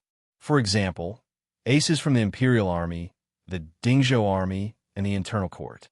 What made one's heart beat faster was that there were 4 strangers wearing straw hats and hemp clothing standing coldly on either side of the path leading to the lowest level. No one knew who these 4 people were, but they could clearly sense the powerful auras flowing through their bodies. These 4 people were sent by the Emperor in the palace. The imperial criminal who assassinated the Emperor, Chun Pingping, was currently locked in the lowest level of the Overwatch Council's prison. Perhaps even this terrifying figure had not thought, when he had set up this prison, that he would one day be locked in here. The Emperor had remanded Chun Pingping to the Overwatch Council and not imprisoned him in the palace or placed him in a corner of the Supreme Court. His intentions were clear. If the Overwatch Council truly pitied him, the old director, and was willing to save him at all costs, then staying in this prison would allow him to see more clearly the thoughts of the officials of the Overwatch Council. If there were enemies in the world, then let them jump out a little earlier, a little higher. From the first day he sat on the throne, the Qing Emperor had acted according to this method, including the siege of Dong Mountain 3 years ago and the Jingdo Rebellion. All of them were like this. This method of self-confidence to the point of arrogance and paranoia to the point of inducement was probably something only the Emperor, a strange creature at the pinnacle of both worlds, would dare to use. However, the Emperor had not expected that the nether fire in the heart of the Overwatch Council would be extinguished by Chun Pingping, who was close to death with one finger. Thus, the tens of thousands of Qing elite troops stationed outside the Overwatch Council were not of use. The aces forcefully stationed in the 7th Bureau's prison watched their surroundings warily. They still had not found any signs of rebellion in the Overwatch Council. The underground was damp and dark, but there were no traces of moss on the stone steps or walls. It looked like the 7th Bureau of the Overwatch Council had taken great care of this place. The light yellow, specially made oil torches were burning outside the cells in the deepest part of the prison, illuminating the netherworldly netherworld clearly. The lowest level only had 2 prison cells. They had been cut from the granite underground. No one knew how deep or thick the walls were. Right in front of the cells was a heavy metal door. Compared to the 2 metal doors at the entrance to the prison, it was not much thinner. This was the most sinister place in the Qing Kingdom. Not many people had the right to be locked up here. Counting from the decades since the Overwatch Council had been built, only one person had been locked up in this cell on the deepest level of the netherworld. That person's name was Xiaoen. He had been locked up for decades. Today, Chun Pingping was also locked up here. The metal door to the prison cells was not closed. The light from the fire shone in. One could clearly see all of the arrangements in the cell. There was a bed, a basin of water, and a few other things. It was not as one would imagine, with only weeds, rats, and mud. On the contrary, this cell was very clean. It was just too clean and simple. There wasn't even a cockroach to be seen. Chun Pingping lay on the bed and breathed slowly. His eyes were tightly closed. His grizzled hair fell messily to the side of his face. Although the wound on his chest had long been bandaged and healed by the imperial doctor, he had lost too much blood. It made this old man's face pale. His breathing seemed to be very laborious. Each time he inhaled, it made his somewhat shriveled chest like an aging machine. After struggling a few times, a sound like broken bellows came from his throat. On the long wooden bench outside the cell sat 4 people in order: Yin Bingyun, his own way, the eunuch, and the imperial doctor. These 4 people would continue to watch this old man. They would ensure that he would not die. They would ensure that he would not escape. They would ensure that he would remain in his current state of semi-consciousness and near death. They would endure until the court conference tomorrow, when his crimes would be decided. In front of the royal palace, under the gazes of tens of thousands of people, he would receive the emperor's anger. Yin Bingyun's face was slightly pale. He quietly watched the old man on the bed. No one knew what he was thinking. His own way glanced at him with an indifferent expression. He was not very worried. At this time, the Overwatch Council's celestial prison was completely under the control of the military. Even if there were any unstable elements within the Overwatch Council, it was impossible to kill their way to the lowest level and rescue Chen Pingping without a leader. Looking at Chen Pingping's dying body, his own way furrowed his brows and felt a glimmer of coldness. The beginning of this matter was because of his fear of Fan Xian. The conclusion of this matter had nothing to do with him. His thoughts were slightly perplexed and stern.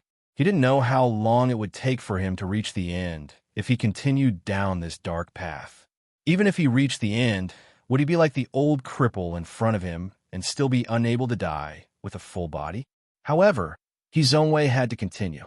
From a moment the emperor took a liking to him and had him stand against Fan Xian, he could no longer retreat.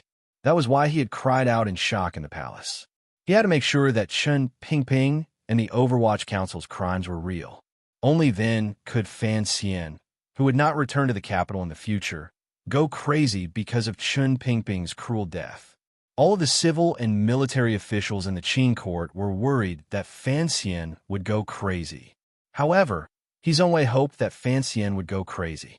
If Fan Xian was truly so cold-hearted and did not care about Chen Pingping's death and the humiliation the Overwatch Council had suffered under imperial power, then he would still be the insufferably arrogant Duke of Donbua, who stood above tens of thousands of people.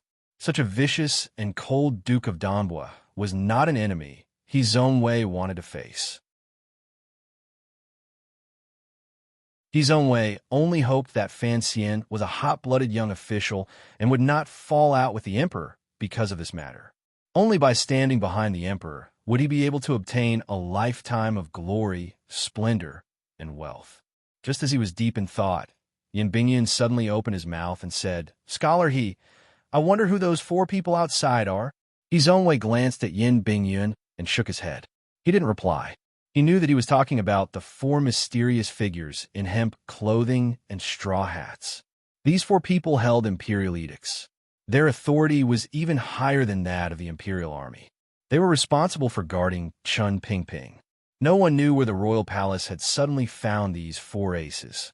His own way didn't know either. Looking at Yin Bingyun, he began to think of other things. Back then, the emperor had brought in new blood for the court. The 7 gentlemen had entered the palace and received the emperor's careful instructions.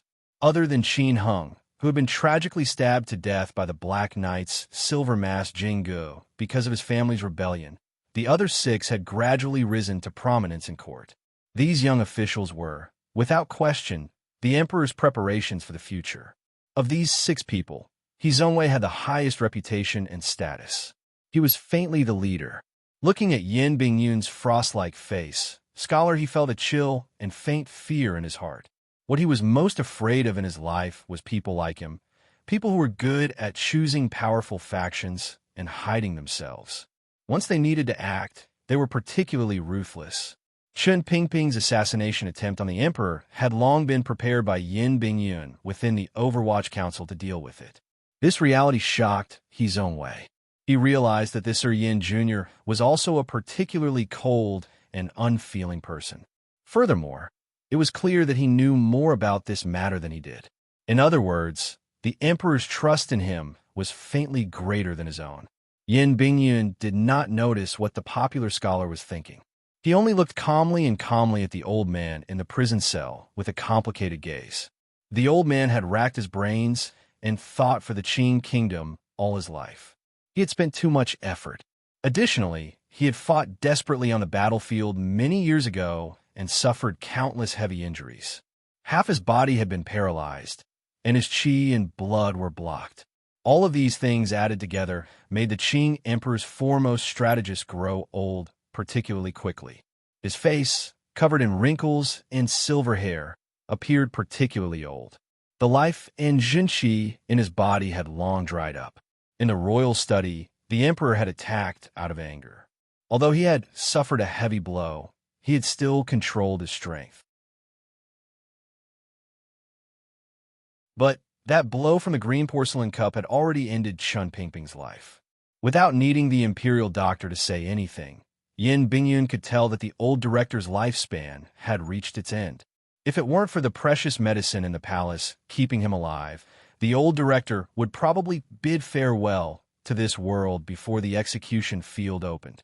As soon as he thought of this, a trace of sadness that was difficult to be noticed flashed across his eyes. The unconscious Chun Pingping's body suddenly moved. The imperial doctor quickly went forward to take his pulse. After a long time, Chun Pingping opened his eyes with great difficulty and looked around him. It was as if he wanted to confirm where he was first. His dry lips twitched slightly. For some reason, he smiled. Chun Pingping's gaze was very turbid. There was no longer any light in it. He glanced at Yin Bingyun coldly. Yin Bingyun also glanced at him. He was similarly cold. No one knew how much time had passed in the mountains or underground. No one knew how much time had passed, but the oil torches were still burning without regard for their lives. The people in the Overwatch Council's celestial prison, who had not slept all night, all felt a tiredness that was difficult to suppress after surviving the most tense night. Zhongwei rubbed his eyes and unconsciously gazed out the window. He saw a stone wall. Only then did he remember how many feet underground he was. He smiled self-mockingly. The sound of footsteps came from the stone steps behind the prison room. Following these footsteps, the young eunuch announcing the edict came to the outskirts of the prison room. Zhongwei's expression became solemn. The imperial doctor's expression relaxed. The expression of a eunuch waiting there tightened. Yin Bingyun remained expressionless. The people responsible for watching the imperial criminal Chun Pingping knew. The time had finally arrived. In the east, the red sun had already leaped out of the clouds and shone warmly on all the buildings in Jingdou. The group of people who had walked out of the celestial prison stood in the morning light. Each of them unconsciously narrowed their eyes. After a tense night, nothing had happened. Regardless of whether it was Zhongwei, Yin Bingyun, or the imperial soldiers responsible for guarding, they all felt extremely tired. Zhongwei gently waved his hand. Under the protection of hundreds of fully armored imperial soldiers, a black carriage stopped at the door of the celestial prison. Chun Pingping, still lying on the stretcher, was lifted up again. Yin Bingyun narrowed his eyes and looked at the brilliant royal palace. He knew that the court conference had already begun. The officials of the various ministries were presumably in Taiji Palace angrily denouncing Chun Pingping's treasonous behavior. The crimes the civil officials had prepared for many years finally had a chance to be placed around that old dog's neck. The imperial criminal Chun Pingping was carried out of the celestial prison and headed toward the path of death. The soldiers around him solemnly and nervously assigned the tasks of guarding. Yin Bingyun and his most trusted Overwatch Council subordinates were at the very back. Then they heard a piece of news. The old servant who had been by Chun Pingping's side for decades and had driven the carriage to take Chun Pingping back to the capital had also been imprisoned in the Overwatch Council's celestial prison last night. Knowing that the master he had served for decades was about to enter the execution field, the old servant slammed his head against the wall and killed himself in the cell. Fresh blood covered the walls. Hearing this news, Yin Bingyun's eyes became slightly wet, but he forced it down. Raising his face, he no longer looked at the royal palace to prevent tears mixed with complicated emotions from flowing down in front of so many people. He raised his head and saw countless rain clouds arrive out of nowhere. They quickly piled up in the sky above Jingdou and completely blocked out the red sun that had just risen. A patch of darkness enveloped the buildings and trees in the city. Another bout of autumn rain was about to fall. You're tuning in to the Warrior Lore YouTube channel. Don't forget to subscribe and join us on this journey to catch the most captivating stories.